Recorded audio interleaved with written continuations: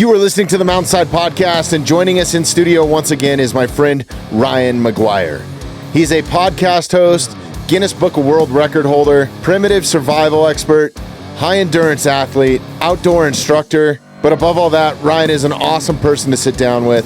This was a great conversation, and I hope you enjoy the episode. Ryan, welcome back. Thanks for having me, man. Stoked to be back. Yeah, it's been a minute. How you been? Good. This is definitely one of my favorite podcasts to come and do. So I'm glad to be back in the studio with you, man. Super stoked to have you, man. I had a great conversation with you last time, and it's been over a year since I've seen you. Yeah, lots has happened since then, but still kind of doing the same thing, just hanging out in the woods a lot and moving around. That's so rad. I think our last conversation, I don't know. It's always like those first episodes, and because you have a podcast, yeah, you're kind of like feeling each other out. That was the first time we had met. So the second interactions or the second recordings or whatever, we really dive into some deep shit, right? Yeah, definitely. Because you kind of have a relationship built. So how's the podcast been going, man? Like, I see you guys releasing episodes and just crushing it. You have awesome guests on. Like, we align with a lot of the same guests, kind of, even though we haven't had some of the same guests on. But yeah, similar vibe. Definitely mixing. Mine is a lot of people who are like outdoor adventurers and survivalists, and I think that has a lot of crossover with the Mountainside Podcast. I mean, it's in the name, right? Yeah. So definitely a lot of crossover there. Honestly, I took a lot of inspiration from you. Like when I came here in the beginning, my podcast was very just try to inspire people to get outside, and it was done on an iPhone over Instagram Live, and it was very chill, very fun, but, not super high-end production. And in the last year, we've built a new studio and, tried to go all in and kind of emulate some of this, right? Get some real microphones, get some cameras, all stuff that I know nothing about, but, I'm learning. Dude, I'm still figuring it out, too. That's why I pay people to do that sort of stuff. That's right. Man. It's people that are better at that than me. Like, yeah, but they probably couldn't talk as well as you. Yeah, I don't know, man. I'm a pretty big dumb guy, man. I'm still learning on that level too. No, you're a great host. It's a constant growth and not a struggle. I wouldn't call it a struggle, but you know what it's like to trying to find guests, build content. But I genuinely enjoy this, man. That's probably the only reason I'm still doing it, because it's not easy, man. So right. I know what you're going through and stuff. And yeah, dude, if you ever need help, I'm here for you. So yeah, I mean, you've already helped me so much. Really? Yeah, okay. Absolutely. Yeah, I'm pretty much an open book when it comes to that. So. It's things like, when you're a lot of times in like a mentorship thing, you say little things that probably don't even cross your mind, but maybe that was a light bulb for me that I was like, oh, I didn't even realize that was an option, whether it's related to working with brands or having a certain type of setup in the studio. So you've been very helpful to me. Oh yeah, man. I don't know. I just like to see everybody flourish and grow. And I know like some of the people I've talked to have been like, it's like their own little kept secret, right? That's like whack. You can kind of tell. Yeah. I'm out on that. All right. That's cool. But yeah, dude, I love to see you crushing it, man. Like you guys are growing like crazy and you're still doing what you do, man, which is super cool. So what's been happening outside? Are you still in the cave or what? No, not right now. Moved out of the cave. Yeah. I've been really focusing on training lately. So a lot of training for endurance events.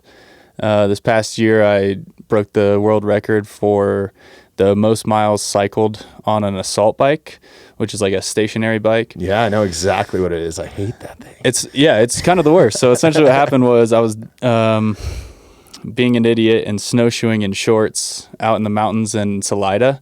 Okay. And I got like this, I don't have shoes on. I don't usually wear shoes. Yeah, you rolled in here barefoot today. Yeah, I love it, dude. I got like neuropathy or some kind of neuro word, something that the nerves got messed up in my feet, and I literally like couldn't walk. And so basically I couldn't train, which is a huge part of my life and very important to my mental health. So I was like really going through it and realized that like the stationary bike was like the only thing that wasn't hurting my feet. And I hated the assault bike like everyone does. Mm-hmm. And so I was like, all right, let's go for the world record. And that was kind of the birth of that. So world record in assault bike for duration or like Most what? miles in 24 hours. Holy shit. So it was previously held by a guy named Ethan Fleming. He's an Australian, absolute savage. Shout out to Ethan. He's got a really cool page and stuff going on. But he had done 395 miles, and I ended up doing 426.9. That's fucking crazy, dude. Yeah, That's wild. It was kind of so terrible. what are the rules? Do your arms have to stay? Because No. people that don't know what an assault bike is, you're pedaling and your arms are like in a punching motion basically, right, the entire time. Exactly. So did you have to keep your arms in that? Or No, dude. was it just all about miles and being on the bike? It's kind of there. You're on the right path already, like strategizing, because you have to think about like how to stay on this thing for as long as possible. It's super uncomfortable. And part of it, like I would just grab like below where the computer is and just try to pedal and then add in the arms and take a break. There were like the comfortability of just being on a bike for 24 hours is one of the most challenging parts. Like No just joke, imagine man. being up, it's 3 a.m, you've been biking for 16 hours and you're having to hold a certain pace in order to like track down this world record.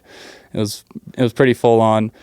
And yeah, we're going to have a documentary. So were you able to step off the bike? Like if you needed to take a piss or whatever, right? Like I'm sure Yeah, so at some point you got to stay hydrated. You got to eat, right? So are you eating on the bike? eating Like, the whole time. You're eating and drinking the entire time. You can't really afford to stop fucking because wild, man.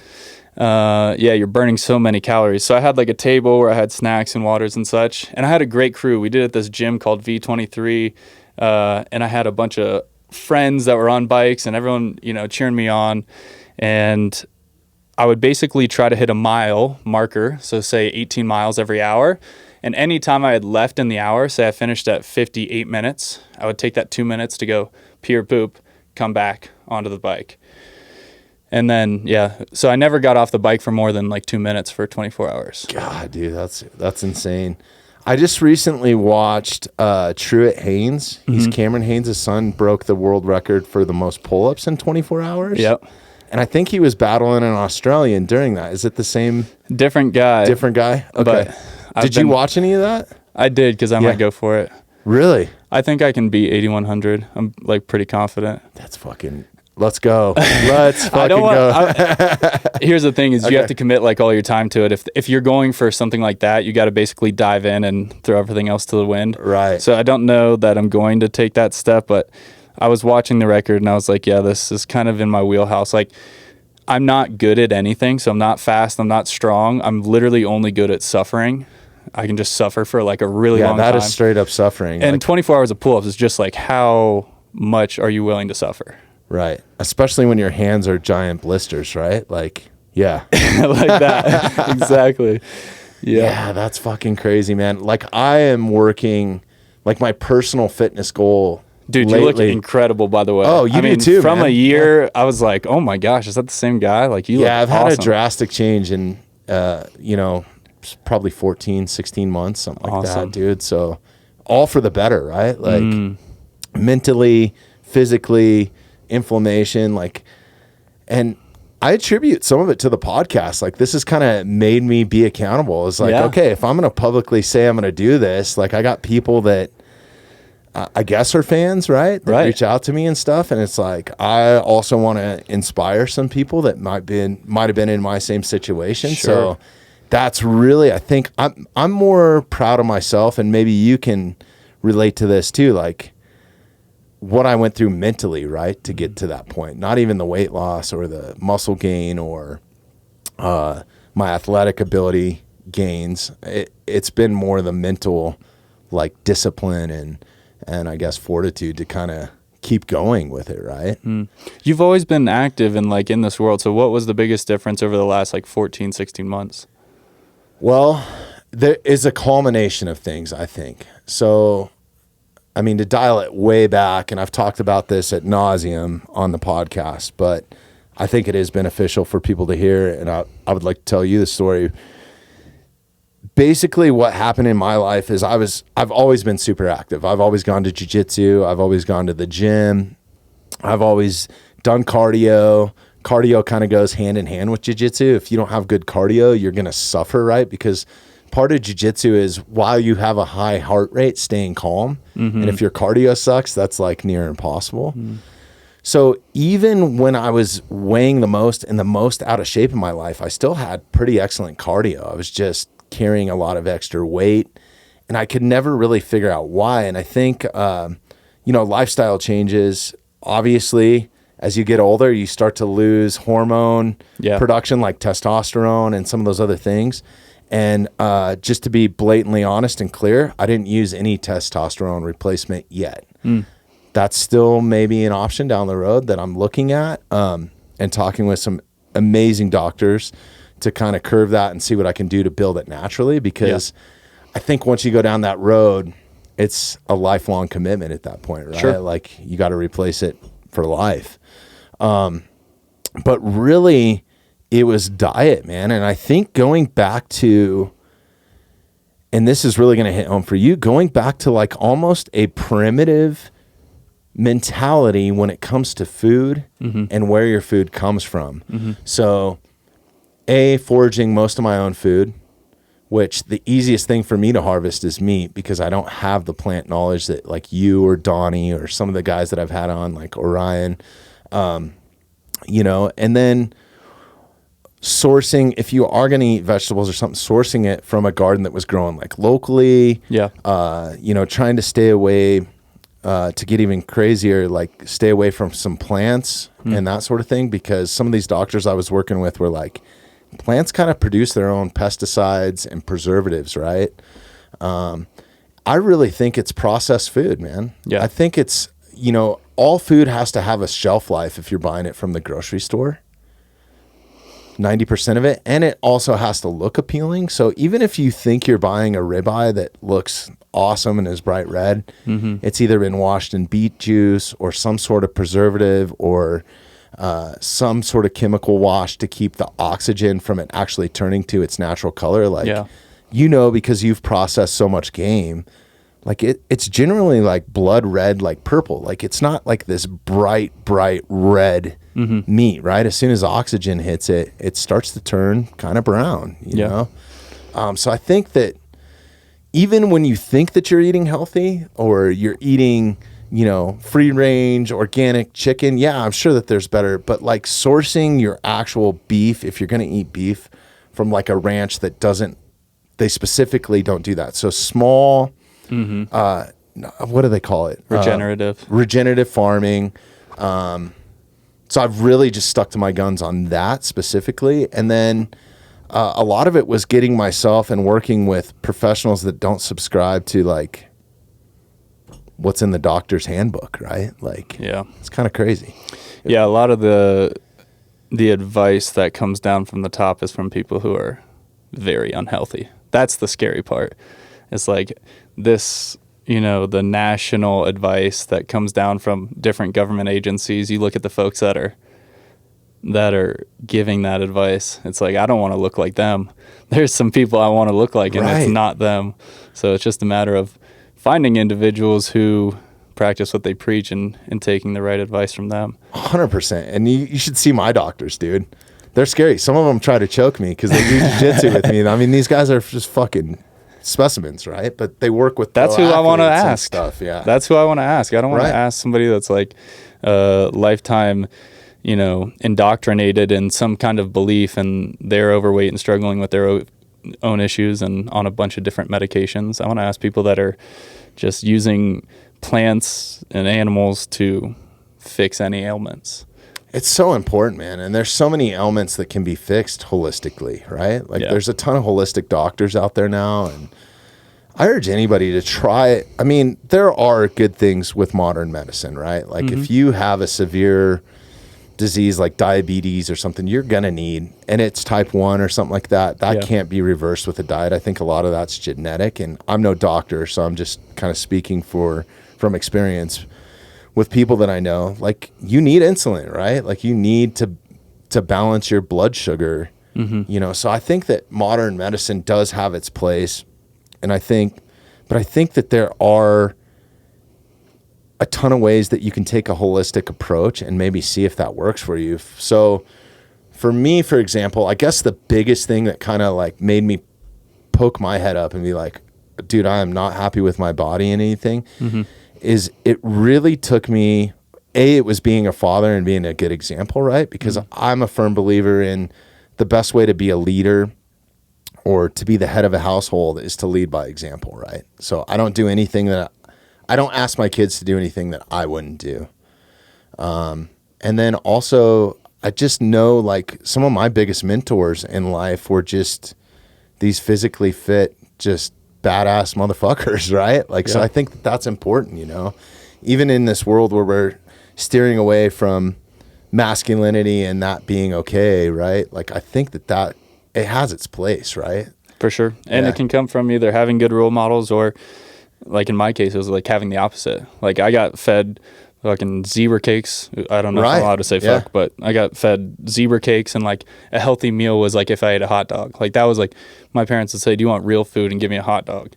And that was like the most legit kind of meals we had. And I would kill a fish and bring it home. My dad would be like, we don't kill animals. How do you want your steak cooked? And I was just like, I grew up, I was like, something is not adding up here. And then I think that really led me to wanting to have a connection with the animals that I was eating, and going out of my way intentionally to be a part of the killing and the butchering and all that kind of thing. Yeah, I think to take it even a little bit deeper, like the meat that I harvest myself or have processed myself or butchered, cooked, prepared, it tastes different to me. And I have a better appreciation for it. It doesn't go to waste. I only cook as much as I need. The worst part that might go to waste goes to my dog. So it's really not going to waste, right? It's like you're feeding your tribe type of mentality. It's also, so I think there's a different connection there too, man. I have more of appreciation for it than buying a cellophane wrap steak. Yeah. I think another interesting spin zone on food for me was when I really started trying to push my body to a new level. I really thought about food as fuel. And so now everything I'm eating, I'm thinking about, okay, how is it built in terms of fat, carbs, and protein, and how does that relate to the activities of my day? So like this morning, I just got done rock climbing. It's like, okay, I want to take in some carbs before I rock climb so that I don't bonk like during a route. And then I get done rock climbing. I'm like, okay, now it's time to get some proteins and some fats in. I'm going to go sit down and talk, let everything digest. And I'm kind of just trying to time all of these different macronutrients with my day. And when you start thinking of it that way, you're a lot more intentional with what you're putting in your mouth. It's not just like habitual. I'm just eating for the sake of eating. 100%. You almost have to think about it. I think food has become such a pleasure item, right? Right. Or it's almost a drug. I would say at some point I had an addiction to sugar, right? Like there was for sure times in my life where it's like, fuck, there's ice cream in the freezer because the kids always got to have ice cream on hand, right? Mm-hmm.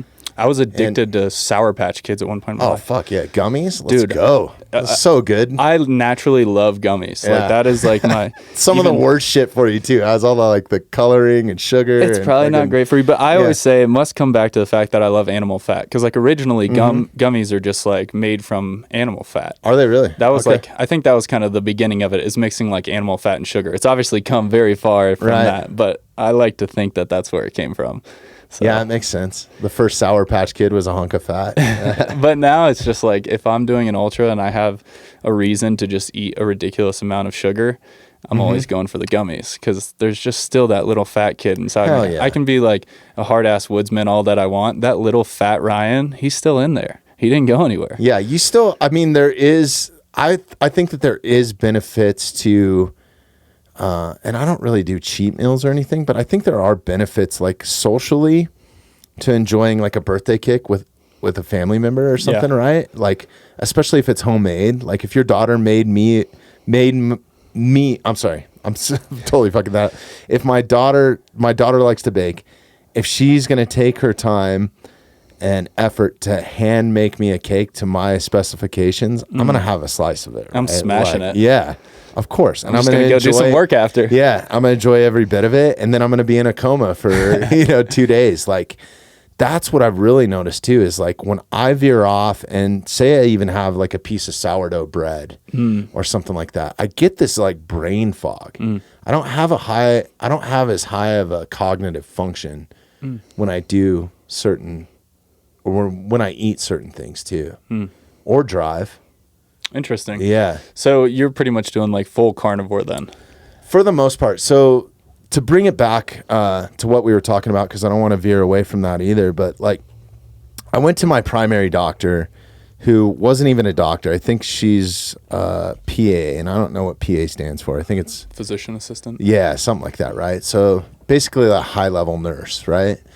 And she was like, okay, heart disease runs in your family, because it's been in my medical records. I've had family members that have had widowmaker heart attacks at like in their 40s, right? Oof. And I'm going to be 44 in March. So I think I was about like 39 or something was the first time where they were like, hey, you're having some irregular heart stuff. Your blood pressure's a tiny bit high, but not high enough that we need to put you on medicine. So cut salt and red meat out of your diet and, all this sort of stuff. And let's do that. I was like, yeah, I don't want to go on blood pressure medication. So I cut a lot of that stuff out and was eating really lean, like chicken and fish and kind of that whole thing. But my weight gain continued to increase, right? And not for the better. I think a lot of it was fat, even though I was still working out hard, still doing cardio, and even doing more cardio now that this heart thing had come up. And progressively, my hypertension increased as well. And it got to the point about 2 years ago where they were like, hey, it's time. We got to put you on blood pressure medication, because I was taking my blood pressure like twice a week, tracking it all. So I have it all on record as well. And they wanted to put me on some blood thinners. And I was just like, all right, I've done everything that they've said I need to do, that I need to cut out, to the point where I wasn't like consuming hardly any salt at all, which is crazy. Yeah. And I was like, I just need to take a different approach. And I have I have a Rolodex of amazing people that work with some of the top athletes in the world, right? So UFC fighters at the highest level, pro football players, strength and conditioning coaches and stuff. And I just reached out to him and just like, hey, I need some help. What do I need to do here? And they kind of turned me on to some different doctors. And I know the carnivore thing was getting kind of popular at the time. Yeah.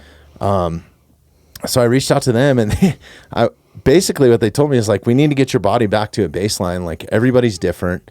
We want to do these SpectraCell blood work on you. So we're going to do a full blood panel that also tests you for vitamin deficiencies and stuff.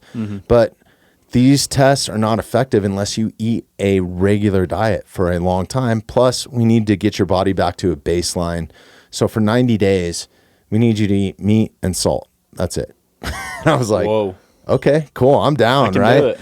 So Dr. Sean Baker, shout out, helped me out. He's a big carnivore proponent. And he was like, so my first consultation with him, he was like, all right, here's what I want you to do tomorrow morning. Get up and eat a 16-ounce ribeye and crush a dozen eggs for breakfast. Wow. And I was like, what?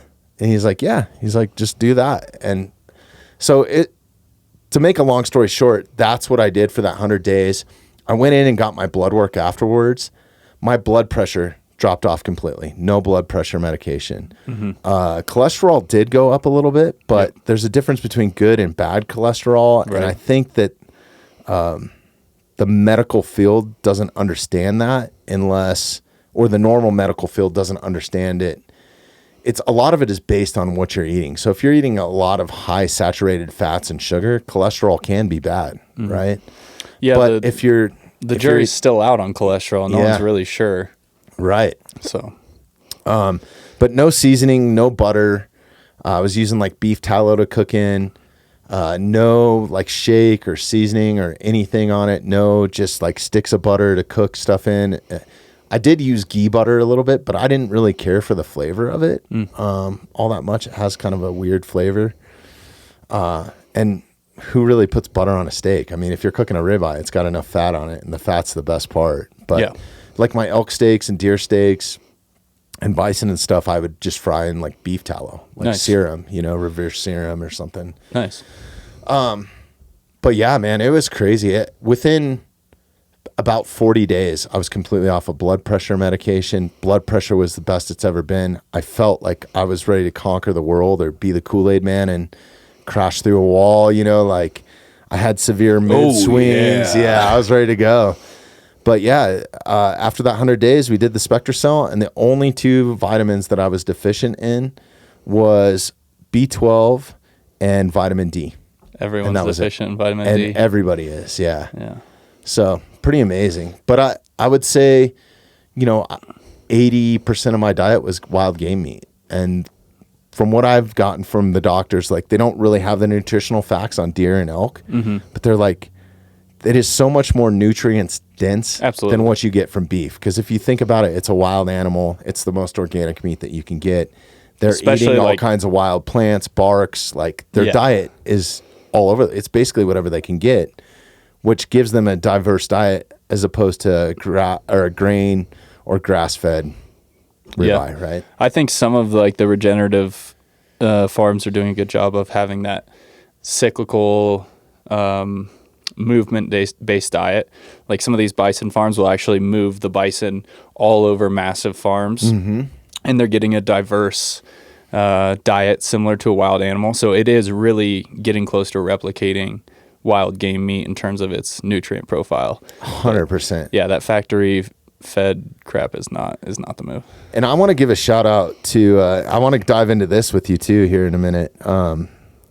But Eagle's Wing Ranch, if you're looking for awesome bison meat, that is a spot. It's Colorado right here. Cool.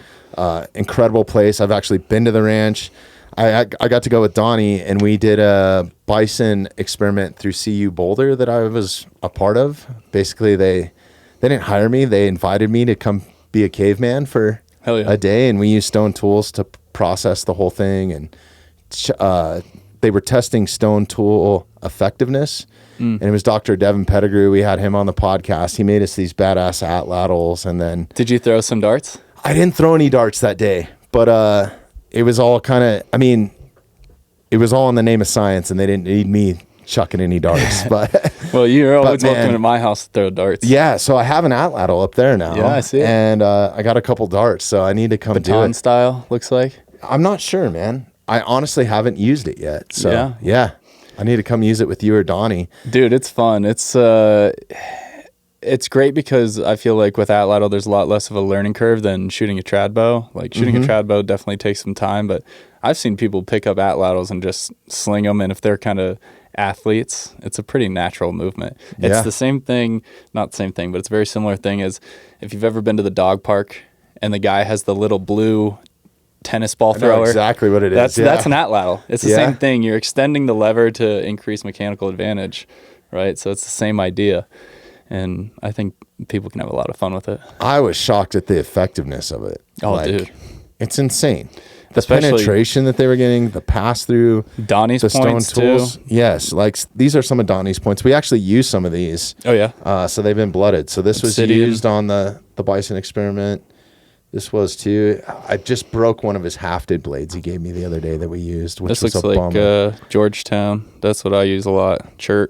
Nice. Yeah, these are some of my prized possessions sitting on the table. I wonder if this is heat treated. That's beautiful.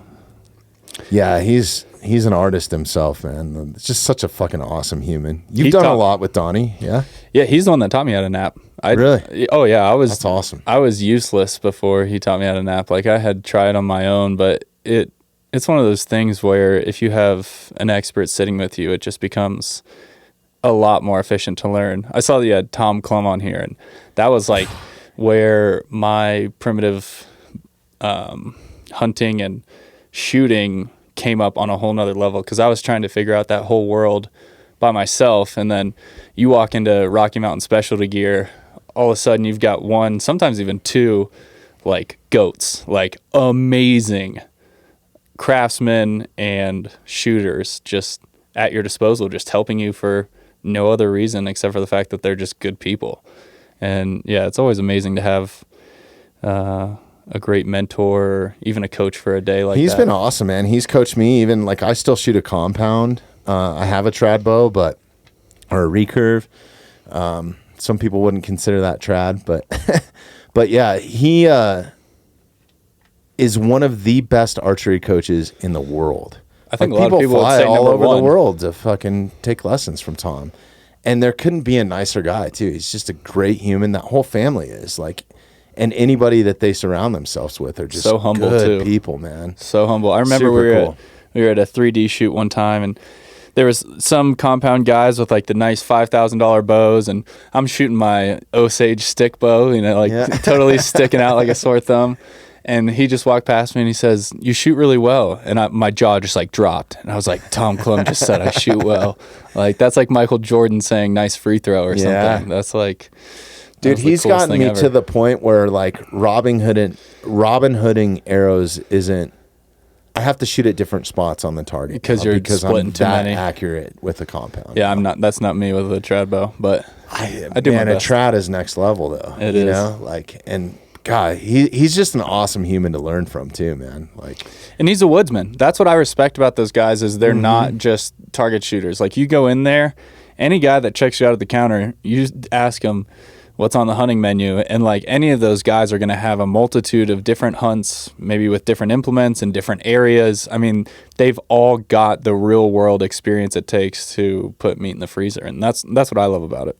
yeah, because you can shoot at a paper target all day long, but and that's fine. Hunting, yeah, there's nothing. That's your thing. I love that too, man. Yeah. Like, one of my favorite things to do is shoot 3D targets. Mm-hmm.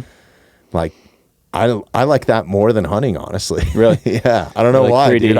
I'm fucking addicted to it, man. Yeah. Like shooting through the trees or off a cliff or up a hill or a rock face behind it or something like, I don't know. I just really enjoy it. And then it's kind of scored like golf or something, right? There's kind of a point system. It's like 12 for perfect or something like that, and then it kind of goes down from there. Yeah, there's all kinds of different ways to score it. But yeah, the traditional is 12, 10, 8, right? And then 5. But it's or just a goose egg if you're me. Yeah. Skip one off a rock. Yeah.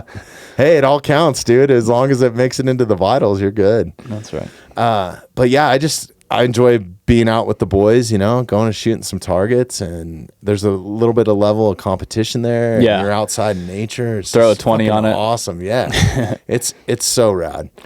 Yeah, I need to do more 3D shooting. I think what makes me mad about it is like I have a 3D target, but I use glue-ons for field points a lot of times, and I lose so many glue-ins on 3D targets as opposed to normal like foam targets. So Yeah, the targets are a little bit more sticky, I guess, right? Exactly. Probably not as big of a deal if you're using screw-ins like with a compound bow, but Yeah. that's one thing that always makes me mad because then I'm always having to get the hot melt out and put new heads on and Right. whatnot. So are you making your own arrows? I know that you've gotten a little bit into being I always fuck this up. A bowyer? Bowyer. Bowyer. Yeah. Okay. Yeah, I mean, the evolution, like I didn't start with any of this. I just kind of, I was spending a lot of time in the backcountry and really wanted to get into primitive hunting in order to kind of expand my horizon from just like fish protein and small game to big game. And so for me, the natural evolution was moving into making bows and arrows. And so that's a pursuit I'm still working on all the time. And yeah, I would love to do it for the rest of my life. It's something I feel a deep connection with, whether it's, tillering a wooden bow in the shop and just looking at this piece of wood and checking how it's bending and constantly shifting and focusing on different spots. There's just this incredible amount of detail that it takes. And I've had a great mentor in that. Shout out to my friend Corey Hawk, who, is just an unbelievable wealth of knowledge when it comes to making what you call a self bow. A self bow meaning that it's a trad bow made out of a single piece of wood. So there's no laminates. It's just a piece of wood. Typically, the best is considered to be like Osage or yew woods like that. So it's been a really cool journey. I'm still on it. That's an art in itself, right? Dude, like even just being a bow tech working on compound bows, there's an art to that. You know what I mean? Like this. So that is definitely next level, man. That's so cool. And when you look at Corey's bows, dude, it's like when he finishes a bow, it looks like something that you would never want to shoot. It just looks like it's too beautiful to shoot it.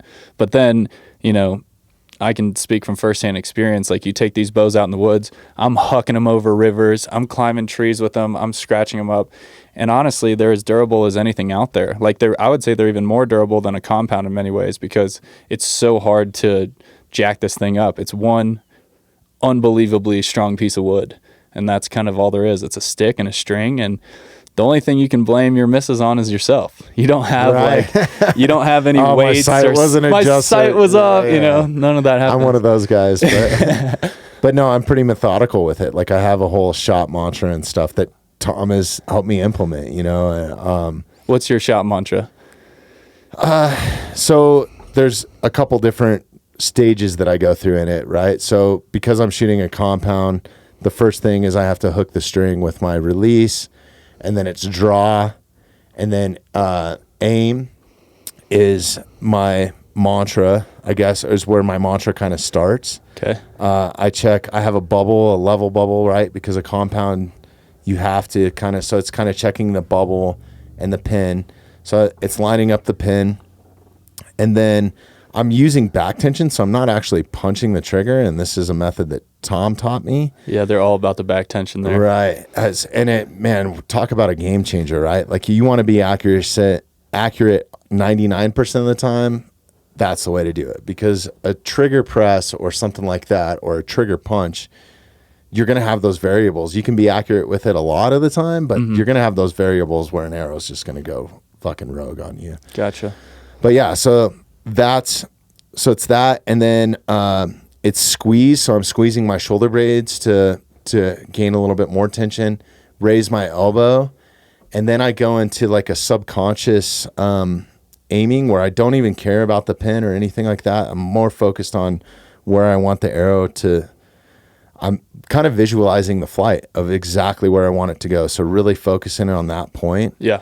And then the last part of the mantra is kill, and that's just where I'm basically slightly squeezing my shoulder blades together until the bow goes off at a surprise. So I don't ever know when the bow's going to go off. I mean, we're talking fractions of a second. Sure. But just that little bit more tension is just enough to make the bow go off. So then you have a perfect release where you're not dropping your bow or like.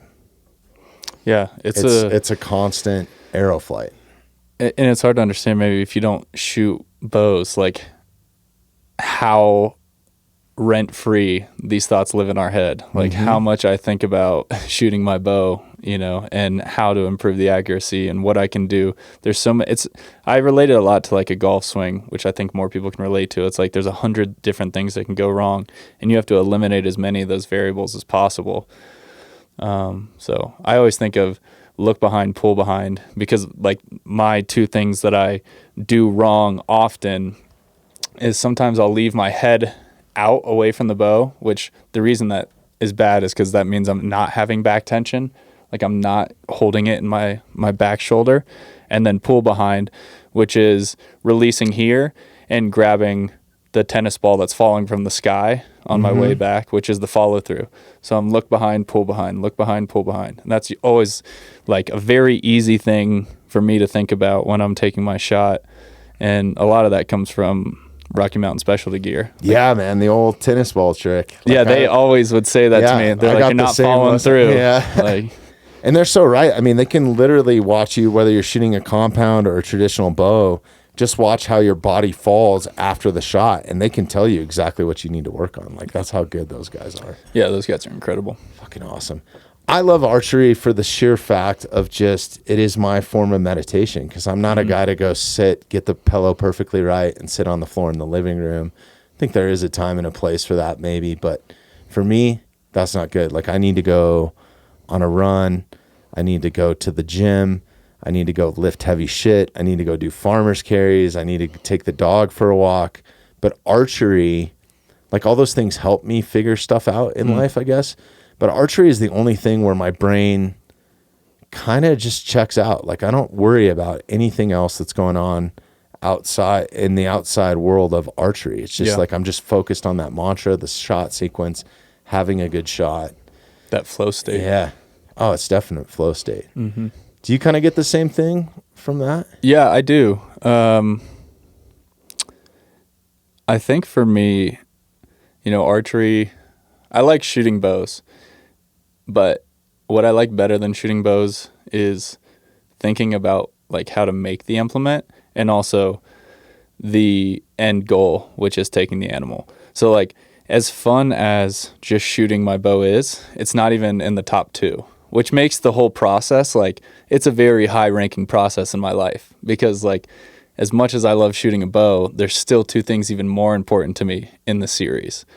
So I don't know. It's something I've taken my time to learn. Like I'm always reading about it. Right now I'm reading Ryan Gill's book on primitive archery. I just totally nerd out on it. And I don't know. I'm not in a rush to be the world's greatest bowyer because it's something I think I'm going to do forever. And I don't feel like I need to get everything done right now. And a lot of people get to this point with archery. They're like, they get their bow or they go on that one hunt or they get this one animal. But for me, it's just like, I just kind of look at it as like, I want to do all this forever. And I want to slowly acquire skills to make me the best possible bowyer. And the full process, It's make amazing. your bow, make your string, make your arrows, shoot it, And harvest with it. Like that's pretty incredible, man. That's You know kind of what's- goes back to like whether you're buying a steak at the grocery store or Yeah. right, you probably appreciate it a lot more. I would imagine. Absolutely. Okay, and here's something mind blowing. Okay, so think about people like Corey Hawk or Ryan Gill or any of these guys who are legends of the game that have spent their whole life working to create this craft of making a bow that can take down a large game, right? An elk with a piece of wood. Now think about the last like 6,000 years, basically up until now, this was just people trying to figure this out. There was no internet, there was no books, there was no phone calls even.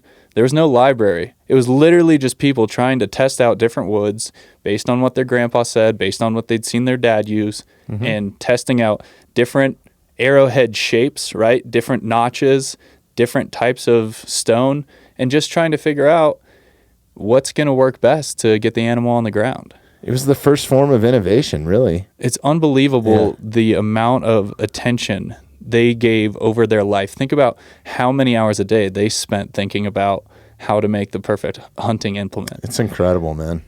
It's so cool. I think it's, for me, I think that that's why I still have a connection with nature is, that is super important to me. Like, I never feel better than when I'm coming back from 7 or 8 days of suffering in the backcountry elk hunting. And I'm doing it at a modern level with a nice Cafaro pack and a bivy sack and a little MSR burner with Some mountain houses.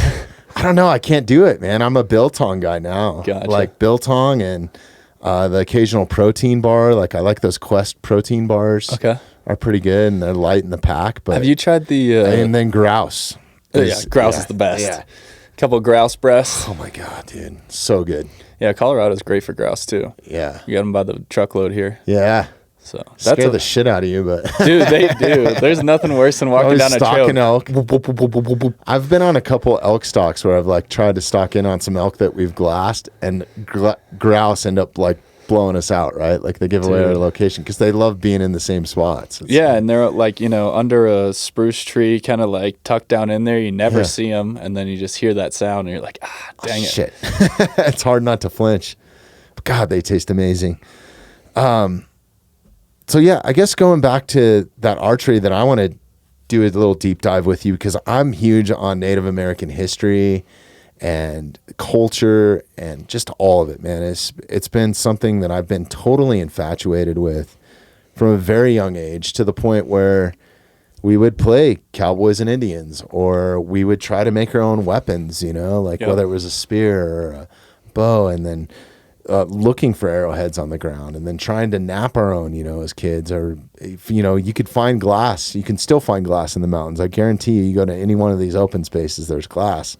So we started making them out of glass first, and I never took it as far. It just kind of died out, I guess, as modern culture starts to swallow you. But my passion and appreciation for that culture never really died.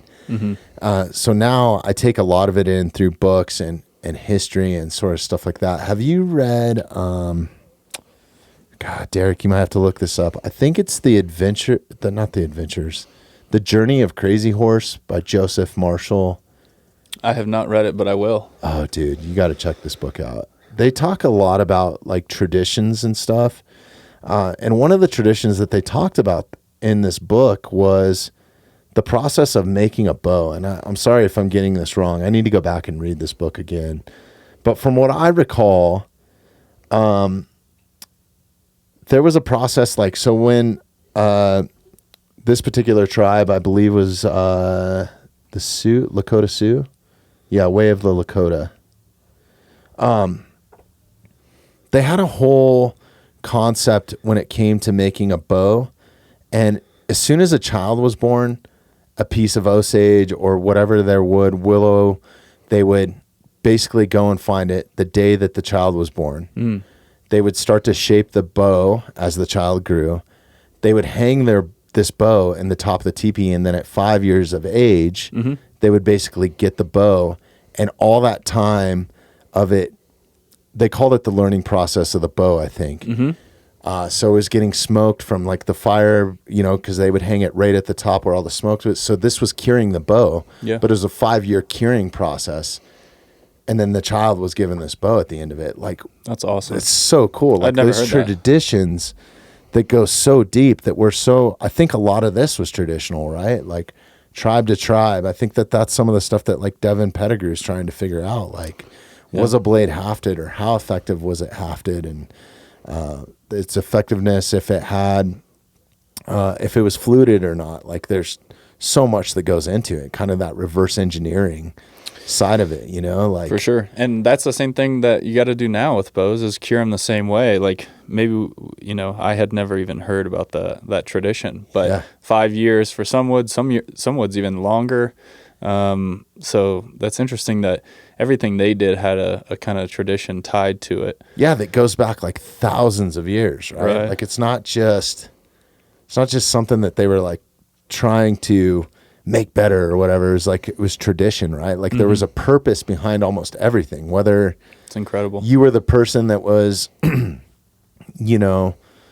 tanning hides. Like, that was kind of your purpose in the tribe or whatever, right? And the kind of that tribal community type thing. Like, everybody had a purpose. I'm sure that there was certain tribe members that were really good at making bows, so that's what they did, Yeah, specialization. Yeah, I think and holding things sacred, whether they're an object or not, Yeah, I mean, and what the cool thing about the bow is, like, you're taking it from another life, right? You're taking it from a living tree, and every time that, you take an osage down or a sapling, there is a sort of sacrifice that has to come with the bow being born. Is kind of like the death of a tree. So that's another interesting thought process that goes along when you're taking it from a tree all the way to the finished product. It's a circle of life, man. And that's ultimately what I am interested in, is just like being involved at every step of the process. Like, you can certainly buy your way into archery right away and probably be successful. You can hire different people, and I think all that's great. But I think then, at least for me, it's thinking about, how do I remove all of that and do it at like the most organic level possible? Yeah, it's personal pursuit, right? And what do you think that driving force is, or why do you have that kind of, like, whenever you decide to take on, whether it's fishing? Like, I think the last time you were in, it was super cool. You were talking about, like, you were so obsessed with the gear, and I have a gear obsession, right? Like, I'm big on like just badass gear, right? Like, I like an awesome pack, or I like something that works really well and having it in order and place. And I guess you could take that to even stone tools, right? Like having the perfect Georgetown to make the best arrowhead that you can make, or the best wood to make your best bow, right? So in a sense, there is still kind of that obsession, but I thought it was really cool when you were talking about fishing, and you were like, I was so obsessed about having like the perfect fishing pole to catch the most fish. And correct me if I'm getting this wrong, but then you were like, I just kind of decided, like, I have these two hands, I'm going to go fish with my two hands, and how much more gratifying that was to you. So what is kind of the driving force? Is it just taking it back to hey, I don't need shoes. I'm going to go do the podcast and no shoes today? Or like, what's the driving force for Ryan, I guess? I don't really know, honestly. I think, stripping things back has always been an interest of mine. And I think I feel most authentically myself when I have the least amount of like distractions. Where legal, I think hand fishing is a really fun and really interesting way to connect with a fish. And the same goes for living situations. Like I've lived in caves, like you were mentioning, or living in a tent, or all these abstract things. But I think ultimately I just feel more authentically like me when I don't have all that other stuff defining who I am, like a car and fancy clothes. I just feel more authentically like myself. The barefoot thing is just better. It's just better. That just feels good, right? Right now I'm barefoot and I feel great. The way I think about barefoot is like, so I'm running this 100-miler. I'm gonna wear either shoes or sandals for the majority of that. And right, tell me what you got coming up. So I have the Canyonlands 100-mile ultra race this weekend, which is this weekend. Yeah. Hell yeah. 100-mile run through the deserts and canyons in Utah. So that's going to be exciting. That's awesome. Yeah, it's going to be exciting. Have you done an ultra before? I know you've done several ultras, right? Yeah, I've done quite a few ultras. So last year I was going to do my first 100-mile race. And so I had just come out of the bush. This is kind of, last year we did our podcast. I went to the bush for like 8 weeks and was hiking around, no cell phone, just kind of doing the primitive thing, and then came back and I got this wild hair that I was like, man, I feel like I should do 100. I've been hiking so much, and a lot of like ultra running is like, how long can you stay on your feet? It's not necessarily about being fast. It's just about like time on feet. And I had a knee injury, and so I was laying down with my girlfriend in the middle of the night. It was 11:44 when I got up. And I went for a run at 11:44, just to like see, like, man, can this knee do 100? And the deadline to sign up was 12 o'clock, midnight. And so I'm running around outside, and I'm like, it feels pretty good. So I sign up at 11:59. I come back, and I tell my girlfriend, she's like, you're so stupid. You should not have signed up for that. That was a terrible idea. And we start the race. The guy's like, it totally turns out this is like a very backyard race. I thought it was like a legit race. It was 26 people. He's like, meet me at this park. He goes, the GPX for the route doesn't work. There's a lot of bears. Don't get eaten. And then he just puts his foot down. He drags it backwards in the dirt. And he goes, everyone line up. This is the start line. And he goes, ready, go. And I was like, oh my God, what is this? And so, was this guy an ultra runner himself? He is. Okay. And that's very much the spirit of ultra running. It's just cool. Just like get out there and do it. No prize money, no whatever. It's just like be tough and figure it out. And this was through the mountains, down in the La Garita Mountains, near South Fork, Colorado. Oh, okay. Wolf Creek area. Yep. And super like backcountry, remote wilderness. Like most of the places you couldn't even get out of if you wanted to quit. And I get to mile 56 in the middle of the night, and my mom and my girlfriend are there as crew. And I come in, and I was like jazzed. Got a good mom, dude. Middle of the night. Dude, she's the greatest crew ever. That's badass. And she's been there. She's going to be there this weekend, too. Shout out moms. Shout out to moms. She's the best crew. She was there for the 24-hour bike, everything. But I get into the 56-mile aid station, and I had been hailed on twice, and it was dumping down snow at this point. And we're at like 12,500 feet, and it's gnarly. And I get in, and I'm just mentally there. I'm just like, yo, I can do this. Like, I got to 56. I'm ready. Like, I got this. And I get in there, and the race director's like, nobody has reached the next aid station, and they all left here 9 hours ago. He's like, we have 15 people missing and unaccounted for. The race is over. And I was just like heartbroken. Just like, yeah, dude. I was just you just did over half the race, and fucking, yeah, that's bullshit. He's like, yeah, it's over. I mean, it's not bullshit. Did they find the people? They found them. And I was like, as like a guide and somebody who spends a lot of time in the wilderness, I respect you, but I don't want to talk to you right now. Because I was just like, I was so heartbroken. I was just like, oh, I had it. I knew I had it. So that goes to say that this weekend is the So this is your next redemption. attempt. This is the redemption at the 100-mile attempt. Fuck yeah. So That's awesome. You got it, bro. that last If you year, can do 24 hours on an assault bike, like running on a trail is going to be a breeze. Not a breeze, but like that's kind of how, God, I don't know. I think those experiences, and like, I don't want to put thoughts or words into your mouth, but like what I associate it with, when you test yourself or you go through something like that, it's almost like you build a little bit more of an ego or a little bit more of a level of confidence, right? Mm-hmm. So going on this bison experiment with Donnie and just pretty much me, Donnie, and Devin field dressing this thing using nothing but stone tools, I'm never going to complain again about field dressing an elk with a sharp blade. Yeah. Like Dude, never. what did you guys use? Mostly obsidian or chert? Well, it was crazy. So they had a bunch of different stone there, right? And Okay. I'm not an expert on it. Like, I know the difference between obsidian and, talking to you and Donnie, and you were picking this up a minute ago saying that this might be Georgetown. Could be. Yeah. Hard for me to tell, but You'd have to ask Donnie. Donnie's an expert. I'm infatuated by all this sort of stuff, but it's super cool. Some of the best gifts I've ever received. I mean, look at this, dude. This incredible. could be Pedernales. Donnie likes Pedernales, which is another kind of Texas chert. That could be what that is. I don't know. So what I figured out in that, like, originally I thought, like, I know how to I've field dressed a lot of animals. I had a ton of experience in field dressing animals and kind of the anatomy of taking an animal apart and even boning it out, because I do that on a lot of my elk, just because where they're taken is not the easiest spots to get out of. So carrying all that extra like bones and all that sort of stuff is just kind of, there's really no point unless you're trying to beat time. And I enjoy the process of it. So originally going into this, I thought I just had a totally different perception of what it was going to be, what the experience was going to be. And I was totally taken back and how they handled the entire experiment from start to finish.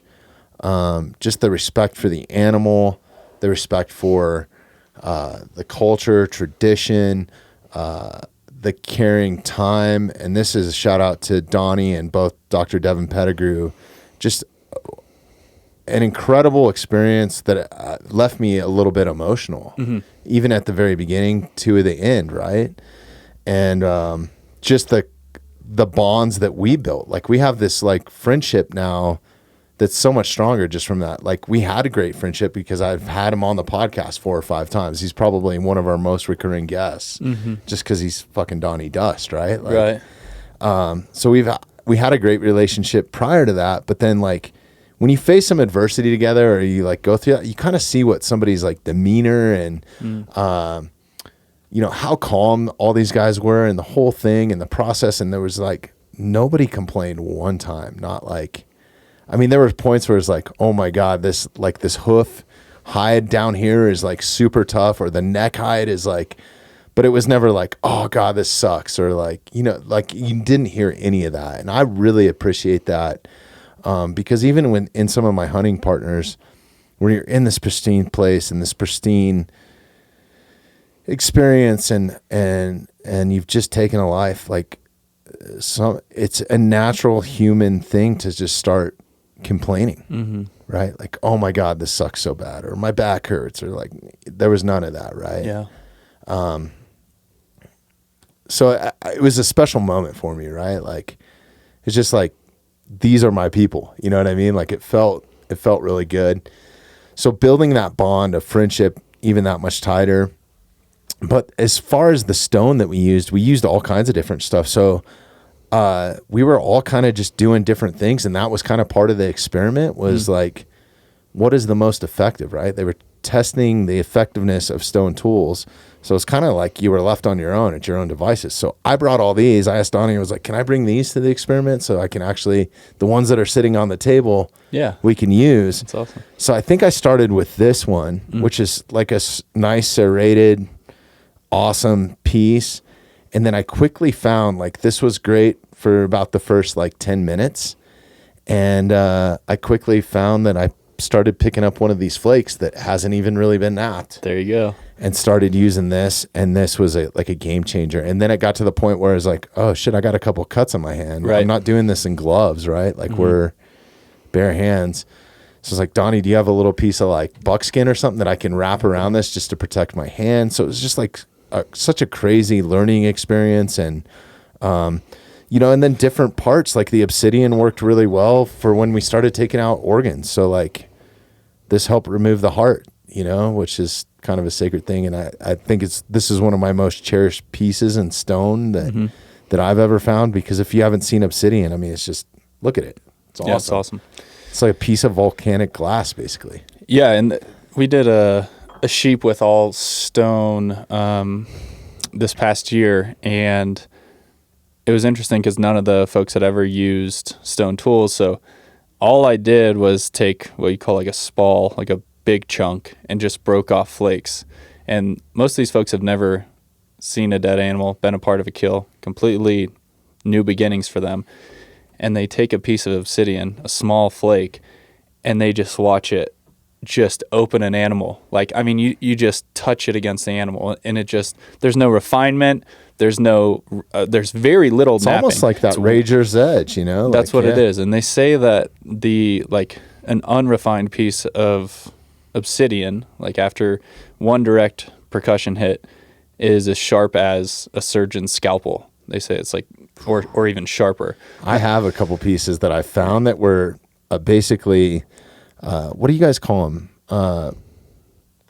When you guys break the stone into... Like a flake? A flake, yeah. But isn't there a term for striking the stone or something? Like direct percussion? Yeah, something like that. So I have some flakes that I found where somebody had basically used direct percussion, and it was just a pile of flakes. So somebody made something there, right? How, I don't know, maybe it was you. Could have been. But maybe it was thousands of years ago, and it is like fucking razor sharp. They're man. crazy, dude. So And that's why you got to cool. be careful when you're napping, because so many times, one, you shouldn't be napping obsidian barefoot. I am bad about that. And I'll get done, I'll look down at my ankles, and they're just like diced up from just tiny micro shards of obsidian. Right. So you got to be a little bit careful. But the interesting thing is, like, this, very sturdy and has a great serrated edge, but the flake, while it is much sharper, it'll wear out really fast. So I'm sure you notice, like, you use this flake and you were getting hide off really well, and then after a while it didn't work. So it depended on the stone, right? Yeah. So I found one flake that was almost shaped like it was bellied like a skinning knife. Sick. Right? And then it had a little handle, and I think Donnie actually handed it to me at one point. He was like, here, try this. And I had a little piece of buckskin wrapped around it. And there's actually a photo of me. If you go to my Instagram, Derek, Bobby F. Marshall, in the photo, it looks like I'm holding a freaking knife. It looks like a bladed knife. Yeah, we'll pull it up here in just a minute. If you scroll down a couple posts, you should see something about the bison experiment. It'd be cool to show you some photos too of it. But yeah, so this piece of obsidian, when Donnie made it for me, was pristine, dude. Like, and now that it's been used, you can see the wear. Like, I think they may have even resharpened it in the process. I'm sorry, scroll back up. I think, keep going up. Where is it? That's crazy. Did Instagram take it down? Censored by Instagram. Oh, this asshole. Oh, no, they didn't. See the bison right here that are walking? Go down one more. That is a photo from that same experiment. To the left. Yeah, right there. So if you scroll through these, just an amazing ranch. This is Eagle Wings Ranch, and they will deliver bison right to your door. This was a young bull, probably 1,600 pounds, somewhere around there. I mean, not a small one. Scroll to the next picture. Largest next one. North American mammal. Keep going. Oh, I'm sorry. Go back one. So these were some of the tools that they laid out, right? See it right there. Like some of them are in the photo right here. But yeah, that's the one, the gray one right there, right? It's almost shaped just like a Skinner. So if you go to the next photo, It's me actually removing the hide, and that looks like a knife, dude, in the photo. But that's a piece of rock or stone or chert. Yeah, that was a super humbling, just an awesome experience, man. Did you guys get to eat the heart? Oh, dude, Donnie sent me home with probably, there's some of it prepared, probably over 100 pounds of meat. Nice. I mean, it was incredible. And I took the whole heart. I think I still have some of the heart in the freezer. Sick. Yeah. I love heart. Incredible. Me too. Heart is I think it's some of the best meat, man. It's up there for me. And now I've been cooking it at home, and Lauren will eat it too. She's just like, this tastes great. It's unbelievable, man. If you like fillets, I mean, there's only one heart, right? You get multiple fillets out of an animal, right? Or backstrap or whatever. I think that's right? part of why it's marketed that way, though. That's like this whole thing with, organs being undesirable is because there's only one per animal. It's like, after working as a butcher, I realized very quickly, I'm like, oh, you're selling a lot of those expensive things, and there's plenty of them on the animal. You're not selling the organs, and there's only one of those on the animal. It's because if you can sell 100 fillets. Oh, that's right. Maybe I got this philosophy from you, talking to you the last time, I think. Right? That is my theory, and I'm like a little bit skeptical, but I feel like that's why we've made this like big There's so many guys that throw it away. The heart? Yeah. That's wild to me. I mean, they just leave the liver, the heart, I mean, all of it. Like, it's kind of wild, man. Like, Cliff, I'm drawing a blank on his last name. We've been talking back and forth. He's been awesome on social media to kind of raise some awareness about hunting. He's a Colorado hunting guide. Sweet. He does a lot of, modern methods of take, whether it's with a rifle or a compound or something, but like he's filling a gap in education that I think that really needs to be done. Like, hey, here's how you salt your own hide. Right. But one of the posts that he made was, he's like, if you guys are leaving this in the backcountry, he had an elk heart and he weighed it against the tenderloins. He's like, you're leaving twice as much premium meat as the tenderloins. Like, this weighs twice as much as the tenderloins do. And if it freaks you out, just stew it. Yeah. A lot of people are just like, makes them cringy. I'm like, if you stew it with meat, like chuck meat, where, it's not the most premium cuts, by the end, when you have your shredded beef or shredded stew, you're not going to know what's heart and what's chuck. You really don't know the difference. It's so hard to tell once it's all shredded up, and it's just more flavor. It's just better. I love it seared, man, and I love onions. So like sear it with I'm getting hungry. I haven't eaten today. I've been doing a new thing where I fast up until a podcast recording, because I've also found like fasting, I'm just at a higher cognitive level. I'm trying to gain every little edge that I can. Do you eat raw liver? I haven't. That's not true. I have some in the freezer right now, actually. I think I have some deer liver that I cubed up and I froze them, and I've been putting them in. I drink those Element salt packets. Yeah, me too. To kind of get salt. I fucking love those things. Element's great. It's incredible. I love them so much I invested in the company. Oh, nice. Small portion, but but yeah, that is an incredible supplement, and they're not a sponsor, but I use their products daily, twice. And I've been throwing a little bit of deer liver in there. So like my hack at night is if I'm having like an ice cream or some sort of like substance like craving, is I'll put Element salt packet, ice and water in the NutriBullet and make like a slushy or like a type of like Slurpee. But I've been throwing some raw deer liver in there and blending it, and it kind of gives it like it sounds gross to some people, but it actually gives it kind of like a cream. It almost like a tastes yogurty. It tastes like sorbet or something, Cool. dude. It's fucking awesome. Yeah, I like the raw liver. I'll do like 1 ounce pieces 3 to 4 times a week. And it is the supplement that I feel the most. I feel it more than like anything else I've ever taken. Yeah. When I eat raw liver, I actually feel like I have higher energy levels and I feel like I have higher output.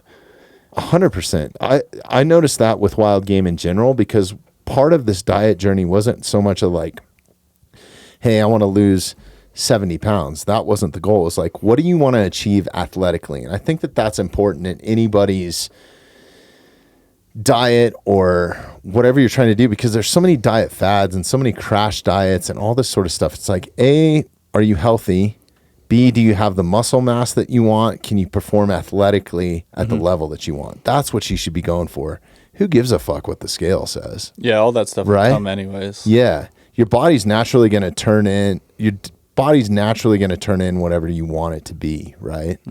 If that's taking in 2 movies a night and eating Cheetos and a pint of ice cream, then yeah, you're probably going to be pretty sedentary and not be able to move real fast, right? Because you're spending a majority of your time sitting down. Right. But on the other hand, if you want to be an ultra runner, you're probably running 20 miles a day or something, right? Or like you probably have a minimum that you're trying to crush a week to train for that.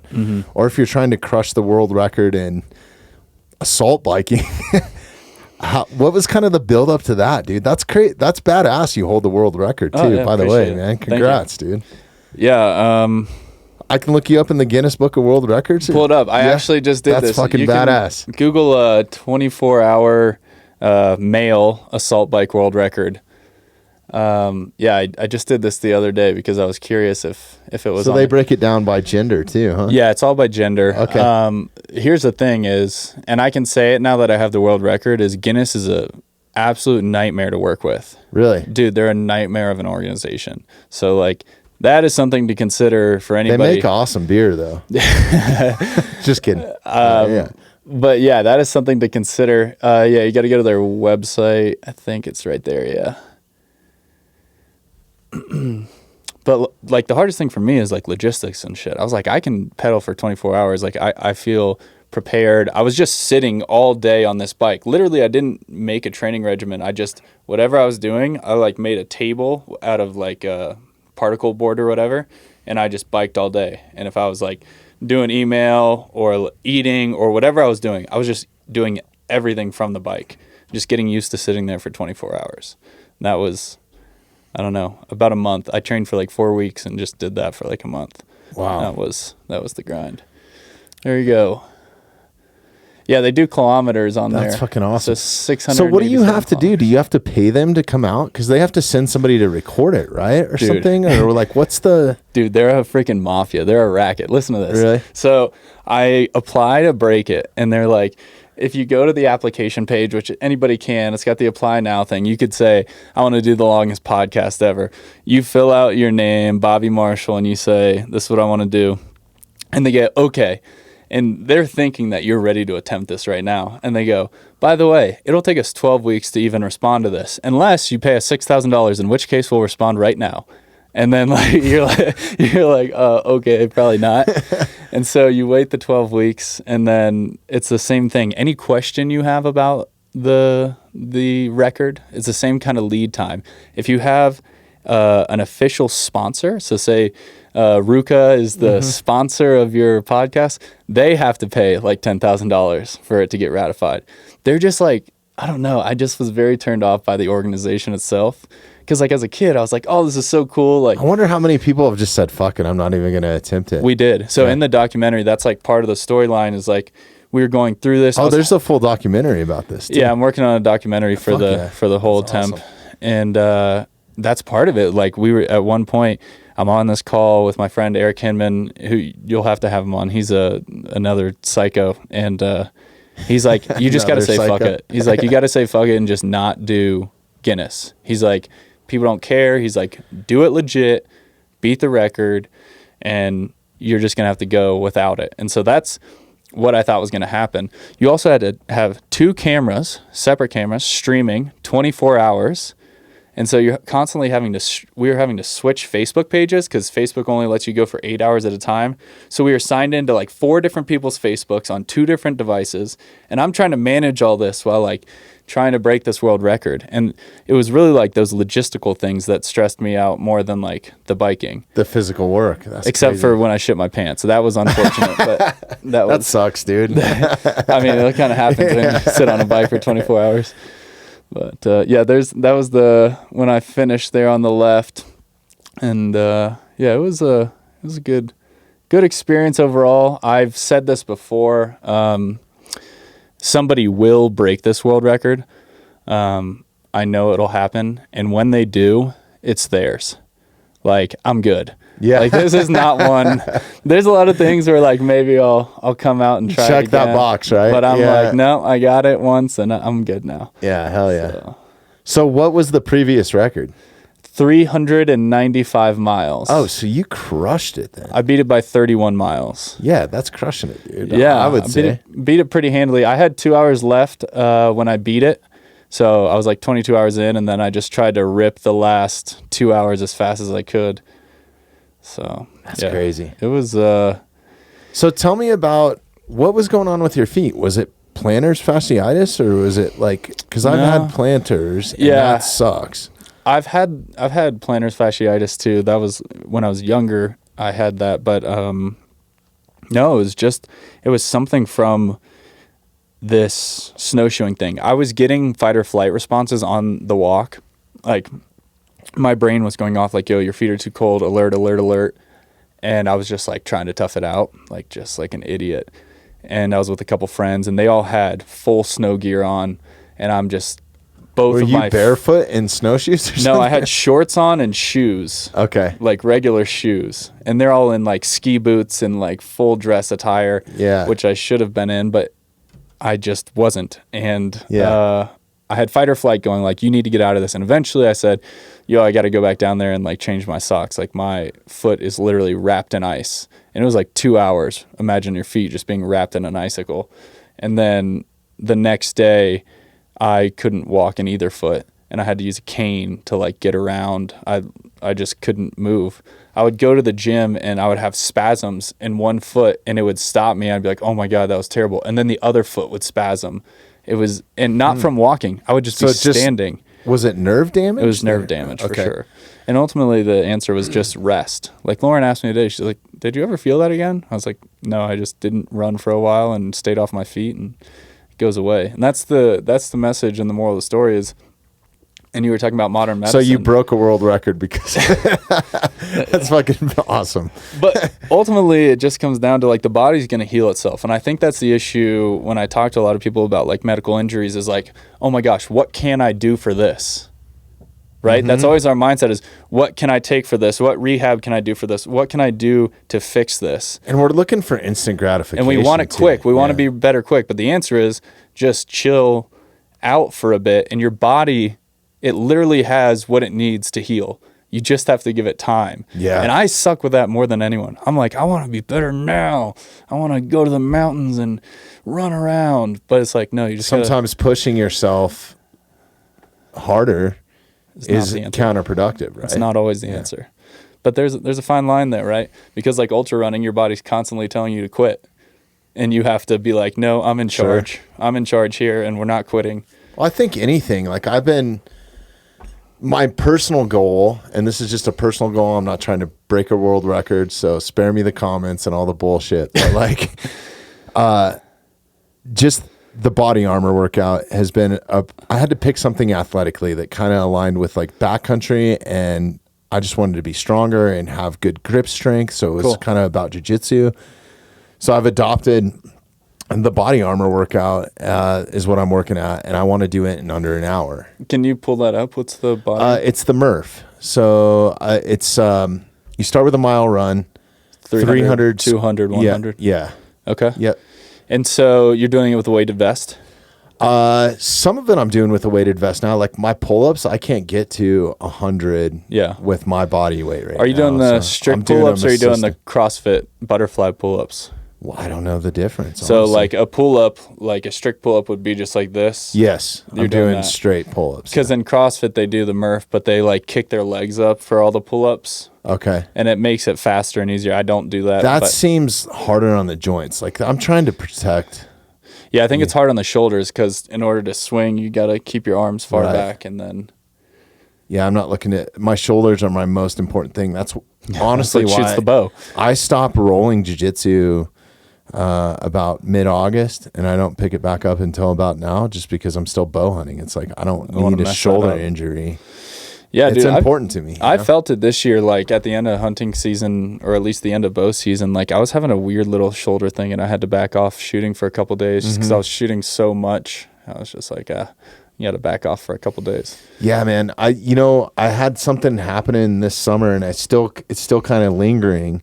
My kid's playing football now, right? So I've been throwing a football Heck yeah. constantly, but I started to get like AC joint stuff. Like I'm just older now, Right. And then I think all the push-ups, because no matter what part of my day, like today I did 100 pull-ups and a mile run. I try to do at least two parts. Dude. I try to do at least 2 parts of the Murph a day, right? So even if I'm in here editing or have something going on, maybe I'm in an airport because I still travel a little bit. Yeah. I can do 200 push-ups anywhere, right? I can do it in sets of 25 or 50 or whatever, right? Like you can do that anywhere. Yeah, the airport's That's great. what I love about this workout is it's just there's no excuses. Like you can go for a mile run anywhere, whether you're on a treadmill or wherever, right? Like, body squats. Yeah. You can literally do those anywhere. Do those anywhere. You want to add 25 pounds? Put on your backpack. Yeah. Everybody's got a backpack with a laptop in it now, it's like, so yeah, that's the biggest thing that I love about this workout is like, I've literally was doing it during elk hunting. I was like, God, I'm losing out. So I'm out there doing push-ups in the middle of the fucking Do you woods. have a date set for when you want to do it by? No, it's just something that I want to crush. It could take me fucking 5 years. I think. No, you could do it this year. Yeah? Yeah, you could do it this year. I think I could too. I think I just need to sack up. But I'm doing 1 full Murph a week. Okay. So I'm doing that assisted now on some of it. Like my push-ups, I'm good. Air squats, I'm good. Well, that's not true. Push-ups, I'm not doing fully weighted yet, but I am working towards that. And then pull-ups are the I probably hardest. could. The pull-ups are the hardest, man. For sure. Like gaining that, and especially like, I don't know, my body's still kind of changing and morphing a little bit, I think, from the drastic weight loss that I've had. Are you doing the partition where you do, what is it, 30? It depends. 30, I've tried 20, a couple 10, couple or different partitions, 15, but what I was it 15, 10, 5? 20 rounds Yeah. of 15, 10, 5.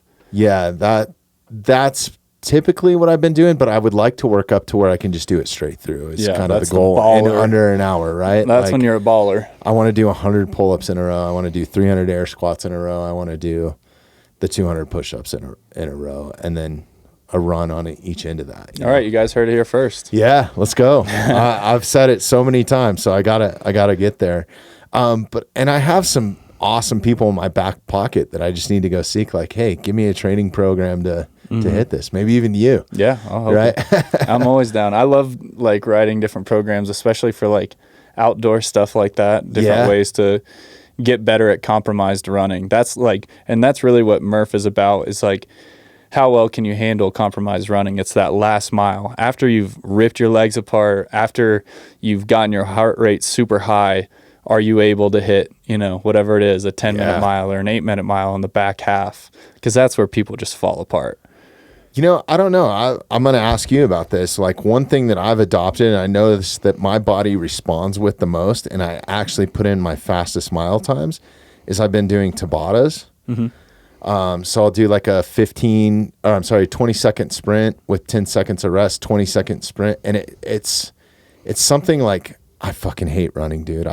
There's no way I could, I'm sure I could do an ultra. I have no desire to do an ultra. Right. That just, to me, it's just not, I hate running that much. To the point where I wouldn't even go do a marathon unless it was for like a great cause or something like that. Like maybe I could get behind it. Maybe I need to do one. But I just hate running, man. It's hard I'm a big guy. It's hard on my joints, I feel it. But I have noticed the Assault Runner, like the curved treadmill that's self-propelled. That thing is fucking awesome to do Tabatas on. Have you tried trail running? Yeah, so that's typically what I do. And I can do 3 miles without stopping. That's amazing. Which is rad. And I do it with my dog, which is cool. I was doing it with a pack. I was doing it with a 25-pound pack. Damn. A little bit this summer just to get in shape for elk hunting. And yeah, it's crazy. On this diet, I don't have any inflammation. And I've been doing some cold exposure therapy too. Cool. Which I think really helps, man. I don't know. Think about what did the doctors tell you to do when you sprain your wrist or have some sort of atrophy is to ice it. Right. And ice bath is great. That's a full body Yeah, right? we do ice baths a lot. Honestly, for me, it's more about like doing something that I don't want to do. Mm-hmm. It's just like setting yourself up to conquer a 3-minute cold plunge that literally everything is telling you, don't do it, don't do it, don't do it. And you're just like, nope, I'm in charge. We're doing it. Yep. And then you get in anyways. Yeah, I don't know. I got to have some music or something. Like to get in that mindset, it's like I got to have something to take me to death metal or something. No, it's funny. I actually adopted this. I can't remember who I adopted this from. It might have been Joe Rogan. And I'm not a Queen fan by any means, but that Queen song Dragon Attack is 4 minutes long. And Really? I think he was doing cold exposure to it. So I was like, I threw it on. And it's something about like the beat and it's 4 minutes and like 20 seconds. So that little 20 seconds gives you a few minutes to get, because I've been doing 4 minutes. That's good. Yeah. What do you use? Actually, Jeremy, that normally helps me out with the podcast, I don't know where he found him. He found him on Marketplace or something, just a couple stock tanks. Nice. And I just put a valve at the bottom of it so I can drain the water every few days. And Sweet. Left it in the garage. And then this is kind of funny. I was buying bags of ice, and I have a little like bath thermometer that you throw. I think it's for like a baby bath. It's like a little seal or something you throw I got in the there. little flamingo. Okay. Yeah, I know what you're talking about. But the thing works pretty badass. So even in the summer, like it was staying around like, 60 degrees or something like that. But yeah, I didn't have like anything to circulate the water or anything like that. But yeah, I've been getting it down to the coldest I could really get it in the summer was like down to 40 degrees. Yeah. So I don't drink beer anymore. Like I haven't in years, because gluten was one of those things that I like tried to cut out. And if I have it now, it just fucking wrecks me. I've had a beer here or there, but I literally went to the store and bought like, the Coors Light aluminum bottles that they come in. Yeah. Yeah. And a lot of water companies are doing it now. The cheapest aluminum bottle that I could find was buying a brick of Coors Light. Okay. So I poured all the beer down the sink, and because I couldn't find it, I wanted it like right away. So I poured all the beer down the sink, refilled them with water, and threw them in my freezer chest with all my meat. Yeah. So I would just put those in and out, so I wasn't buying ice, because you could spend a bag of ice now is like $5, dude. Yeah, like that's right. Fucking ridiculous.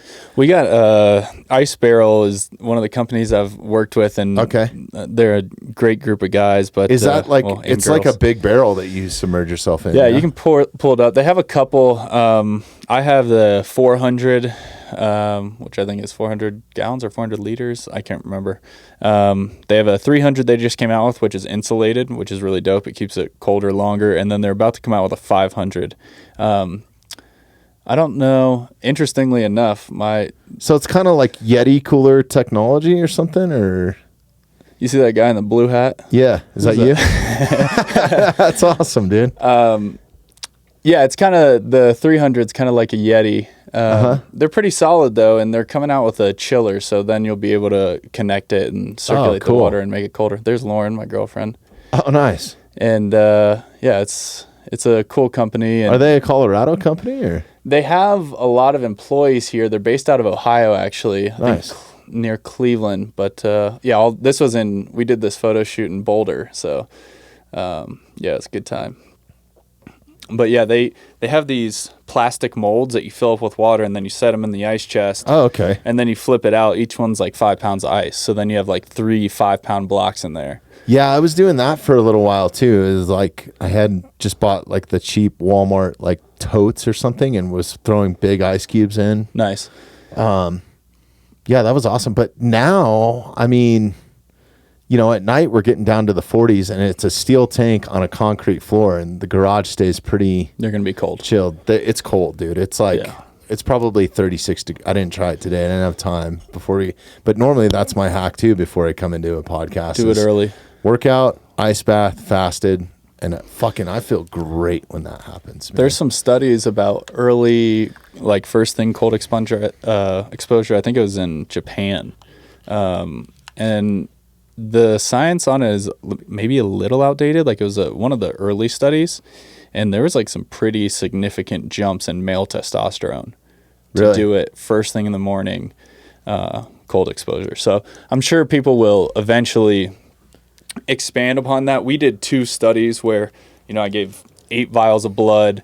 I did my blood work pre and post. This is through a company called Blokes, who is my sponsor on the podcast. And they did 2 full blood panels pre and post, a 34-degree cold plunge. It was 9 degrees outside. We got in the ice barrel. I mean, this thing was full of ice. And all of, like, your dopamine, your norepinephrine, epinephrine, what they call the catecholamines, all increased like 300 or 400%. Unreal, just like skyrocket all of those. And how long were you going for? I think we did 3 minutes at like 30, 40. 3 minutes for 30 days? Is that what you said? Or? 1 day. 1 day. One time, single use. Wow. Single use. Okay, so explain this again. Sorry. So we get 8 vials of blood taken, and they put those in one box. There's like 15 of us. Then you do your cold plunge, and you get out. 15 minutes later, you get another 8 vials taken, and they put that in box 2. Wow. Then they go through and compare everyone's box 1 versus box 2 and look at the labs and the panels side by side and say, okay, what changed? And a lot of what we saw was catecholamines, which are dopamine, epinephrine, norepinephrine, things that are associated with accomplishing drive, happiness, things like that, are skyrocketing 300-400%. So I thought that was pretty interesting. And that's super interesting, man. It backs up because I feel great when I get out of that fucking thing. Man. You're high. I feel like Straight up, I drink. I'm addicted to one of our sponsors is Jocko Go, and I'm sorry we don't have any here. We ran out. So messed up. I'm never gonna forgive you. Come up, dude, anytime. Normally we have cold ones on hand, but those things I'm super addicted to. But I feel like I've drank like 4 of those in a row every time I get out of the ice bath with no caffeine. Yep. No, nothing. And I don't know, man. I'm a huge proponent of it. Yeah. I mean, it's free drugs. A few minutes of suffering. Yeah. 100%. It's free drugs. Like, you look at what SSRIs or even cocaine or any of that stuff does to your body. A lot of it, what it affects is like your dopamine and your epinephrine. Yeah, and I never really thought. It's kind of like ripping a line or something. You're just literally doing that. The only thing you have to battle through, instead of paying, this one's free, but you do have to pay with a couple minutes of suffering. Yeah, that's not all bad, man. No, it's good to suffer on a daily basis. Yeah, I think so too. But you know you're alive. Dude, I think walking on cold ground is also good for you. Sure. I might be making it up, and it might be just a me thing. Well, even cold exposure, like before I had an ice bath last year, I kind of got into it. Like listening to Andrew Huberman, who's an amazing human, has an amazing podcast, Huberman Labs.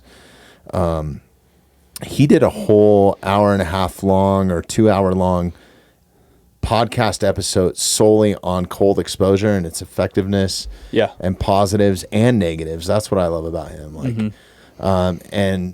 times when you should do it, and they found that it was most effective to do it in the morning. So I've been doing it, and doing it pre-workout as opposed to post-workout. I think was big for muscle atrophy. I just go listen to his podcast. I'm going to butcher everything. The inflammation, right? Yeah. Because if you're doing it post-lift, what you want is inflammation. So if you're trying to get rid of that, you're not going to have the same stimulus or muscle growth. That makes perfect sense. Yeah. So you kind of want to do it, either before or use it when you're not necessarily like hypertrophy or after training. A long run or something, exactly. Right? Joint pain. I want to get rid of the inflammation. Yeah. That's a good time to use it. Yeah, no, that's huge. But the thing that I noticed most is like I'm trying to do things to boost my metabolism. And they say that like having cold exposure in the morning and then naturally, like, don't go get in a hot shower afterwards or the sauna directly afterwards. Like, let your body naturally come back to the correct temperature that it needs to operate at. Yeah. And it's supposed to increase your metabolism by like crazy amounts. I don't know the exact amounts, but I guess it makes sense, right? Your body's burning fuel in order to get back to homeostasis. Yeah. That's an interesting thing we were talking about the other day, which is we were out at elk camp. We were talking about how, like, even on days when you're not hiking that much and you're elk hunting, you're so exhausted just being in the bush in general when it's cold, because like you're just constantly like trying to stay warm, and then you get too warm and then you're sweating, and then you're sweating and you're cold, and it's just like this constant like battle of like trying to keep yourself at homeostasis. And my buddy was saying that his grandma said the only reason we were skinny when we were young is because we didn't have air conditioning. She's like, air conditioning makes you fat, which I thought was an interesting thing because she's like, your body's never like burning to get centered between hot and cold. Like 100%. the amount of energy that takes is immense, and we never think about that. Dude, I lost 15 pounds at elk camp, and I came out one night and drank heavily with some friends. So I went up for 4 days.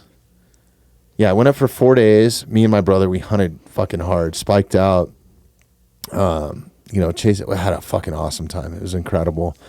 And then I had a prior obligation that I had to come out for, and the only thing that would probably bring me out is I went to my buddy Chris Camosi's fight. Sweet. It was a bare knuckle boxing match. Those are sick. He was sick. fighting for a title, and I went with like the Parkers. Shout out to those guys. I mean, it was fucking incredible. And it was for a veteran nonprofit called Parker's Platoon, and met some incredible former operators there, from our military, from the U.S. military, and fucking just an incredible time surrounded by incredible humans. And then I turned around and went straight back. Hell yeah. But in those, I think it was 7 days, I lost like 15 pounds. And a lot of it was muscle mass because I've been doing so many pull-ups and stuff like that. But like your body goes through so much out there. Like you don't realize it until you put on, a 35 to 40 pound pack. You're carrying your bow around. You're constantly, you're not always just moving at a high rate of speed or anything. Like, yeah, there's different core stuff that comes into from like spot and stalking. Like if you're spot and stalking something for hours, moving really slow sometimes can be exhausting, dude. Yeah, it's that, mentally. and it's also the off trail thing. Like you're not just marching down a trail when you're hunting. No. Like in the mountains, you're like cutting up this way down a mountain, walking down a drainage. There's bad footing. You're always stepping over logs. Like nothing's clear. So while the mileage might turn out to be maybe half of what you're used to, the steps were harder, and you took a lot more steps during that. Crawling over downfall, man. Yeah, especially in Colorado. It's like getting on and off of horses, dude. Dude, I think they know that that's like where we don't like walking because 100%. they love to go to the downfall. Yeah. Man. They love that. There's so much of it, too. Yeah, it's incredible, man. What mountain is that? Or what This is I actually took this photo and it turned into the backdrop. It's actually behind you too in a bigger photo. That is James Peak Wilderness. Yep, not far from here. Yeah, not far at all. About an hour from here, you could probably be there. Sweet. Maybe a little bit further, but that's I don't know the actual. I should figure out the name of that actual mountain. It's near Forest Lake. I think it's Forest Lake. It's awesome. I shouldn't even be saying it on here. Awesome high alpine cutthroat fishing spot. It's terrible. Don't go there. Yeah, this is the backdrop for it. So there's a lot of bears and mountain lions. We should put up a mountainside sign there now. Because that's been since day one. It's a place that I love. And I've always saw it and wondered. I was like, yeah. I wonder where that is. Yeah, but it's Colorado. So. Yeah, I'm excited to... I feel like last year I spent a lot of time in like desert and canyons and then did my 100-miler in the mountains. And this year I've been in the mountains like nonstop because I did a Colorado trail and then now I'm heading down for the 100 in the canyons in the desert. That's so awesome, man. Getting a little bit. I love both. It's like I feel empty when I haven't had one or the other.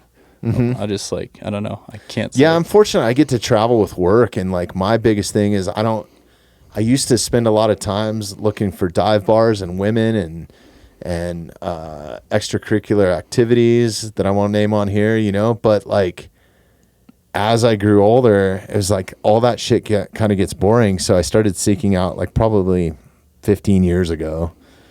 I started seeking out national parks or hikes or hiking trails. Like I'm always trying to find the most natural thing, even if I'm in the middle of Las Vegas, to the point where I'll go and stay in Summerlin because it's close to Red Rocks National Park. Great wilderness out there. Yeah, that's what I'm doing in the evening, Sweet. Like, so I'm so fortunate. So I can totally get that. My favorite time, after touring with rock bands, my favorite tours, we would call them endless summer tours. So we were south of the equator in the winter months here and, north of it in the summer months. So it's fucking summer never ended, man. You just have pretty awesome. Yeah. Yeah. Now I like my seasons though, man. Fall, spring, it's all fucking great. Yeah, Colorado is great for the fall. Like maybe the best place to incredible, be. man. It's got all the different colors of the aspens, and even down here at like the lower elevation, you have more hardwoods, so you get like a little bit more color diversity rather than just like yellow aspens and. Oh, even Denver. Like I was down in Denver the other day, and it's fucking beautiful, man. You Cherry think you're like in trees and- Asheville, North Carolina, or something, man. It's incredible. so awesome. Yeah, and here we have a ton of cottonwoods. Cottonwoods are like one of the most spectacular. Yeah. Same family as aspens, so all the poplars have like that amazing dramatic leaf change. It's pretty epic, man. Like I think the older you get, the more you start to appreciate the seasons a little bit more, or something. Maybe just an appreciation for nature, man. I heard I've been doing a deep dive on like connections with nature that also correlate with like primitive culture, and there was an interesting one about like gravity and kind of what we thought the stars, or what the Stoics thought the stars, and what the universe was made up of, like all these different spheres, which they're pretty close. It pretty much is. But they thought the stars were inside different spheres. So each star had its own sphere, and the Earth was like inside that. I'm totally butchering this right now. But the correlation with it, though, I thought was really interesting. It was bringing it back to why we sleep and why a majority of us sleep at night. Mm-hmm. And it was based on like gravity. And I would say 99% of people sleep lying down, right? Right. So they're saying like more gravity at night? Well, primitive people were stargazing at night, right? Yeah. And it's also harder to operate, right? You can't see as much. The stars came out, so it became almost like a religious thing to study the stars, right? That was their form of television or relaxation, or iPhone, or whatever you want to call it, right? They were reading the stars and what the universe was sending them. So at some point, if you're looking up at the stars, you're looking up like this, and your neck starts to get sore. Yeah. So the closest thing, or the best way to look at the stars, is to lay on the ground, which then, brings you closer towards the gravitational pull, right? Like there's more gravity force. I don't know. I'm totally butchering this, but it was just an interesting concept, man. It's like, I start paying attention to those little things. And then when I'm out at elk camp and I'm laying in the bivy sack and the head's sticking out, it's like, oh yeah, this is kind of that connection, Yeah, I think it has a lot to do with like the modern ego too. You were saying, why do I like to strip back a lot of this stuff? And it's like, part of that is like, I feel most like myself, and I feel like I'm in the correct spot in the universe, and I feel super insignificant. And I think that feeling is really important for humans, but we're losing it a bit because it's very hard to understand your insignificance unless you're laying down and looking at the stars. Right then it clicks. It doesn't take you long. When you're laying down, you're looking at the stars, there's no light pollution, you see all these universes and all this crazy stuff in the sky above you. Man. You immediately realize that you don't matter. But we don't get that very often now. We have roofs over our head, we have lights everywhere, we can't really see the sky, so it's like what I'm seeing around me on this street is life. This is life. This is what's important. But then you lay down at elk camp and you look up at the Milky Way and you're like, oh, wait, none of this shit matters. Literally none of this matters. Like there's so much more to the world than my little perspective. And I think we're probably losing a lot of that right now. 100% we're losing that, man. And I guess that's the deep dive I've been going down. Yeah. Have you, Roy, read The Soul of the Sensuous by... No. Oh my God, dude. I'm about to blow your fucking mind, dude. Like, I'm going to have to this was recommended to me because I've been going down this path, and not even as far as you, but I brought it up on one of the last podcasts. But check it out. Hey, Derek, if you wouldn't mind looking that up. I forget the author's name off the top of my head. I should know this by now because I'm going to recommend this book to everybody. It talks a lot about Native American cultures. I think that this might even have been Sensuous. I'm not 100%. That's a tough one. Yeah. It's a crazy title. The Spell of the Sensuous. I'm sorry. David Abrams. He's written 2 books, and they are fucking amazing, and recommended to me by a really close friend, and couldn't have been a better recommendation too. But it is it just talks about, about some native traditions, what primitive people kind of thought and how they correlated and their connection with nature, and how we're losing some of that in our modern day world. And we just so caught up in the past 100 years or even a little bit longer, just caught up in the day to day that kind of takes us away. And I think this should be mandated to be read in schools, man, because I think one thing that we're losing is an appreciation for nature. Yeah. And I think that that's why you're seeing this, what would you call it?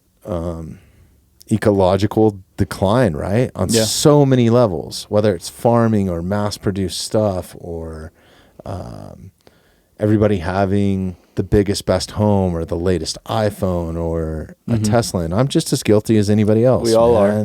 But yeah, it's kind of what you need to survive in the world. But do you really need it?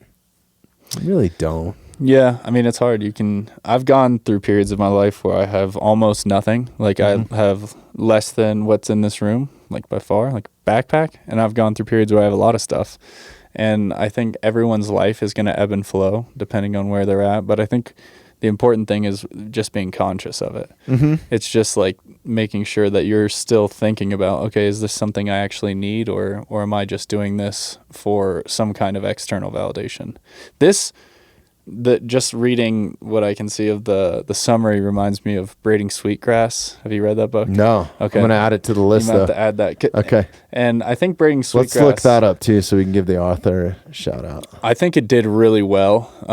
I would recommend reading it instead of audiobook, because I did both. Okay. She reads the audiobook, and her voice is just too soothing that it... Like, dude, I was snoring every time. Like, well, when I take in audiobooks...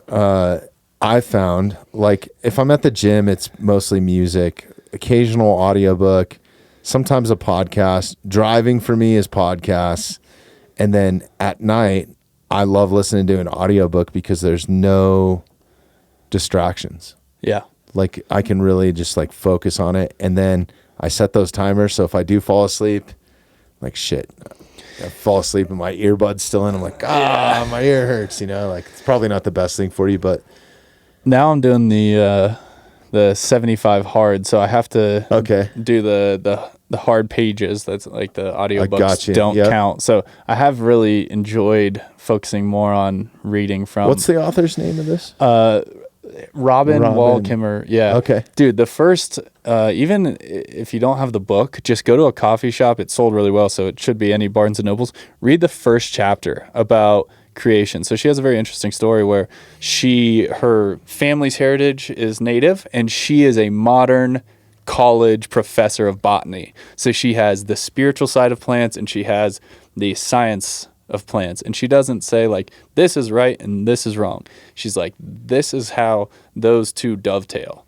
And it's a very spiritual book towards plants, and plants mean a lot to me in my life. So maybe I'm a little, more conjoined with this book than some other folks might be, but this is the beginning, Sky Woman falling, and they talk about the beginning of the earth, and she's just very eloquent in the way that she gets from native traditions to modern science. I'm all about this. This is going in the queue. Like, I'm in the middle of another recommendation I got yesterday, but I hammer through them to the point where it's like, it's sometimes bad because I can't fall asleep if I'm really into them. Like, I'll do 2 or 3 hours of a book. I'm just like,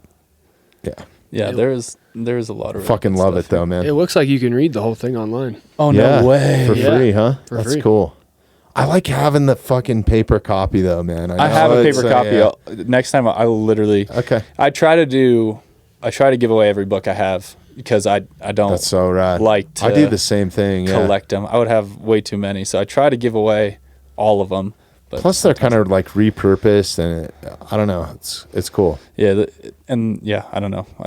I like to share them that way. It's a good gift here and there, and you can kind of pick it out for special people. Sometimes, like, there's a couple of my favorite books. I'm like, dang, I wish I still had that. But then I try to think like maybe it did a lot for that person I gave. Maybe, like that's crazy, man. Like I have the hardest time like physically just sitting down to read. Like I think that's my biggest thing is I just don't I just don't like sitting in one spot. And you kind of, Yeah. I mean, I guess you could ride an assault bike while you're reading. I did. There's a video on my assault bike of, it was basically I was posting about like, because I had announced the assault bike thing and everyone's like, this is so cool. Like, this is so awesome. And I basically was just like trying to keep it real on Instagram. Like, yo, it sounds really dope, like to train for or like a world record, but this is what it's actually like. And it was just me sitting there alone reading a book. It's like, this is very lonely. It's not something you can have like, hey, do you want to go do a 9-hour assault bike ride with me? And it's just like a lonely,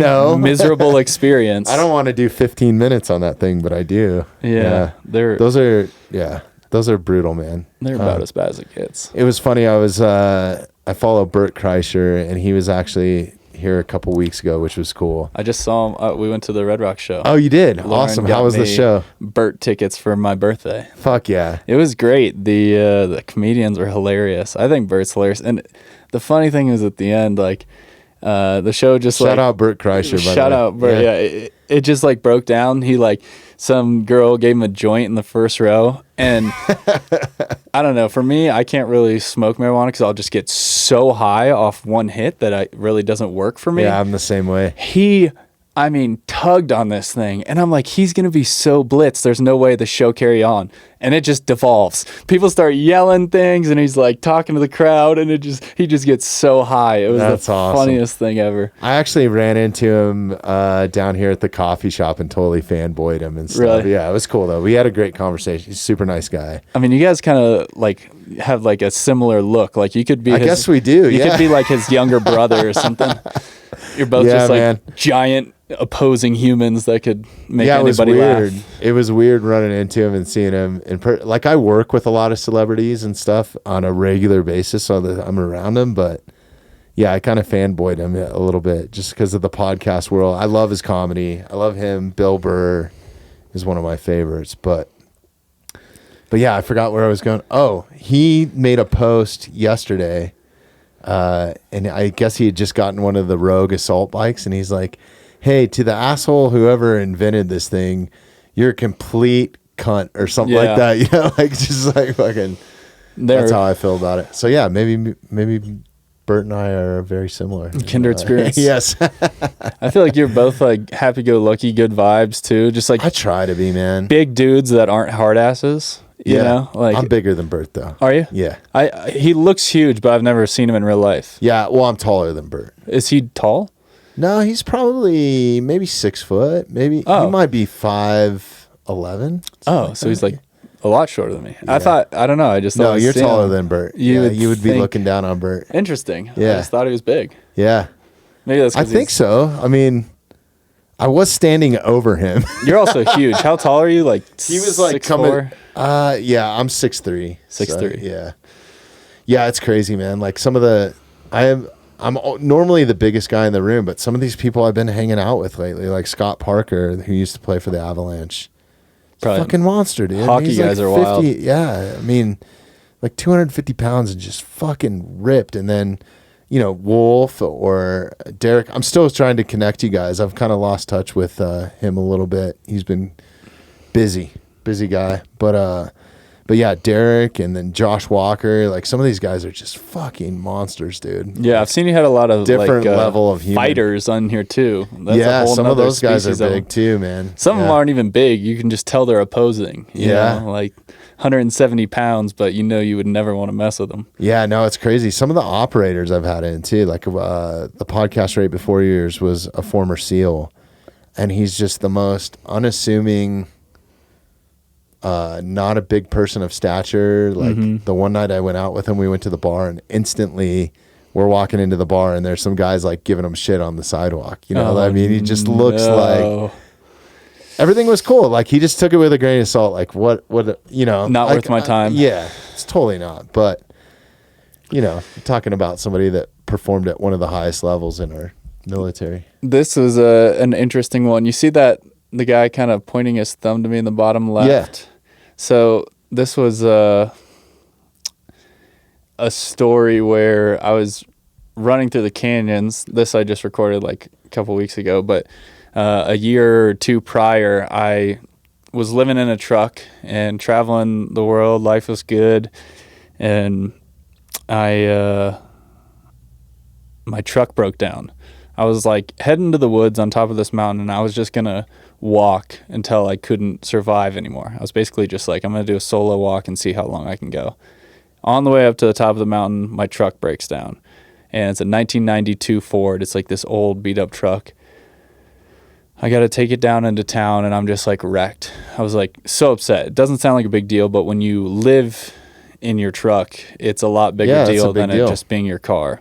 And so now I had no, like, all my stuff was there. I had no way to get anything around. And luckily, there's this girl that I went to college with. Her name was Quinn, and her dad owned an orchard nearby. And they're like, yeah, you can come stay here, and we got a little like Airbnb. You pick peaches on the farm. You can stay in the little Airbnb. So I'm like, okay, great. So I get there, and my sister came as well to like try and help me figure out this stuff. And we go to this canyon nearby because I needed to get a run in. I was training for running, and so I start running in this canyon, and I look down, and I see this dude down in the canyon, like kind of off this trail, and I'm like, uh-oh. So I like run down there. I have no water. I'm just in sandals and shorts, and I run up to him, and the guy's like in trouble, like in serious trouble. And he's like, do you have water? I'm like, no. I'm like, do you know your name? He's like, I'm Frank. I can't walk, and like I've been out of water for a long time. I came in here with another guy. We got lost. We ran out of water. It was 104 with like 111 heat index. Shit. And he's like, me and the guy split up. I think they kind of maybe disagreed about how to get out of the situation. His tempers were flaring. They were panicking, and they split up. And so I'm like, all right. I like tried to get him up to walk. He couldn't walk. He had stopped sweating. Like he wasn't even producing sweat at this point. He was just completely dehydrated. So unstable that it was dangerous to like move him. So I found this little bank, hit him in the shade, ran out, called 911. As I'm calling 911, I'm on a cell phone family plan, so it let everyone else know that I was calling 911. My sister comes, and the police come, and I meet him at the trailhead. I tell him the situation. I'm thinking, great, like it's taken care of now. It's taken care of. Like the cop's gonna go in there. They're helicopters or emergency responders. Like, come on, guys, you guys ready? And I get there, and the cop's like, it's too dangerous. No one else is allowed to go in. And I'm like, what?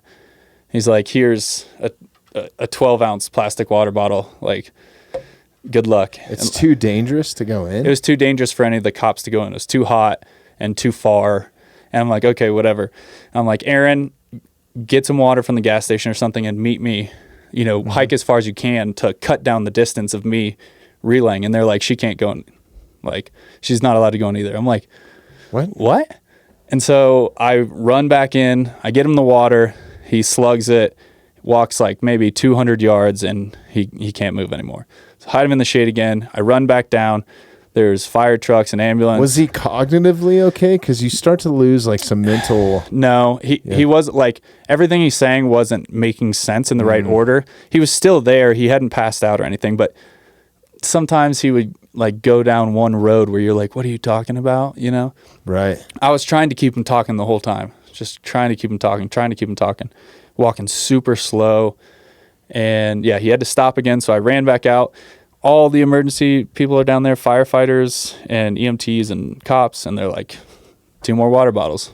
Run back in, give him the water bottles again, and run back out, and just continued to do this until we got him out. Are you drinking water at this point? Maybe one of these over all the trips, because I was scared if I drank. But it was too dangerous for everybody else to go in, but they were sending you in? Right. And you can see at the end, dude? You can see at the end of this video, like they're all down at the bottom of the trailhead. The firefighters eventually walked like up, still in eye shot, like maybe one switchback, and met us with Gatorades. But yeah, it was, wow. I mean, you can tell it's like, it's pretty gnarly, and you can tell like on a hot day, that would be pretty rough. But the moral of the story is that guy, his name's Frank. He's still alive. I still talk to Frank about hunting and such. Awesome. He's an experienced outdoorsman. Like, don't get me wrong, Frank hikes big mountains, but just got caught off guard, and he would maybe not be here if that truck didn't break down. So like me being all sad and poopy pants, maybe Yeah. that truck broke down for a better reason.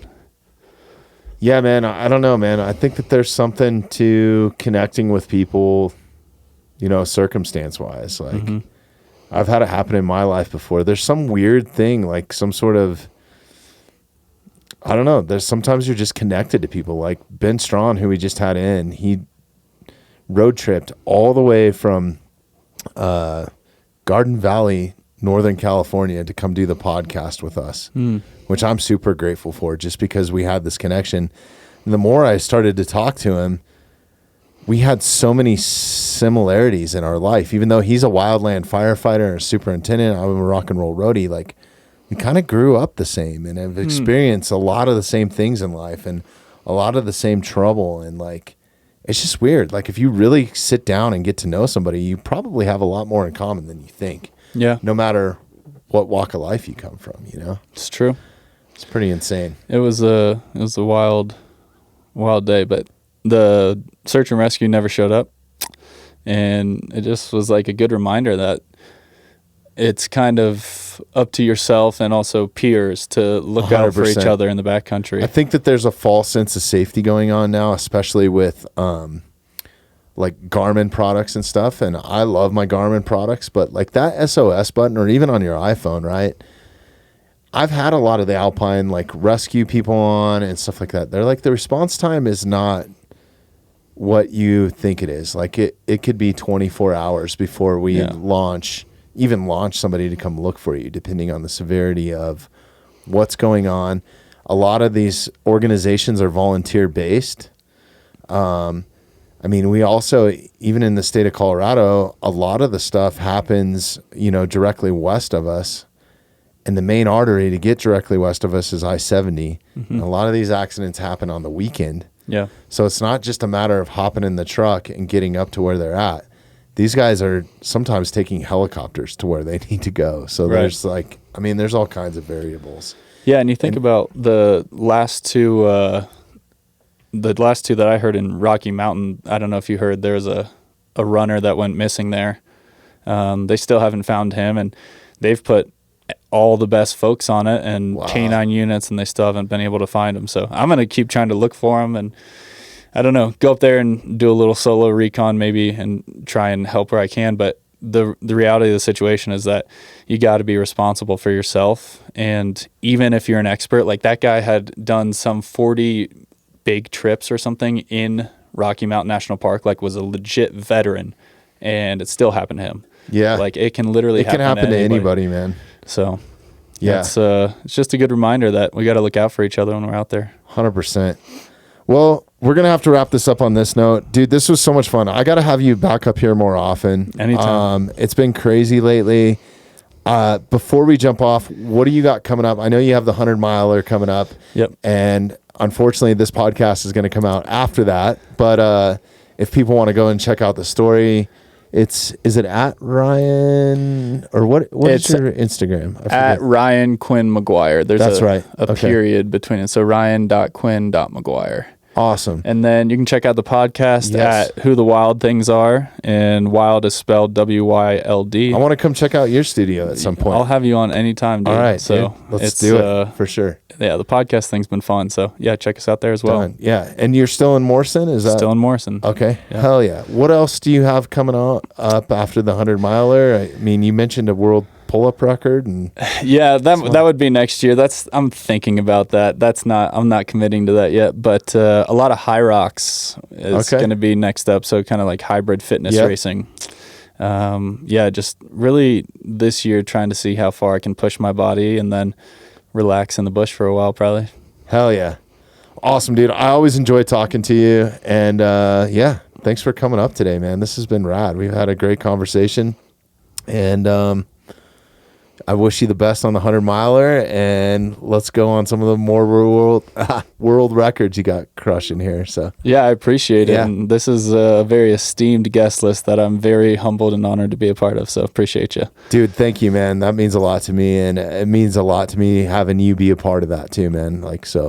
I'm trying to build a little bit of a community here, and I only bring in people that I really want to talk to, or are doing extraordinary things and have good characters, right? Like good just genuinely good people. So thanks for being a part of it, bro. Thanks for listening to the Mountainside Podcast. If you haven't had a chance to do this already, please take a moment, follow, like, subscribe, or rate on whatever platform you catch the Mountainside Podcast at.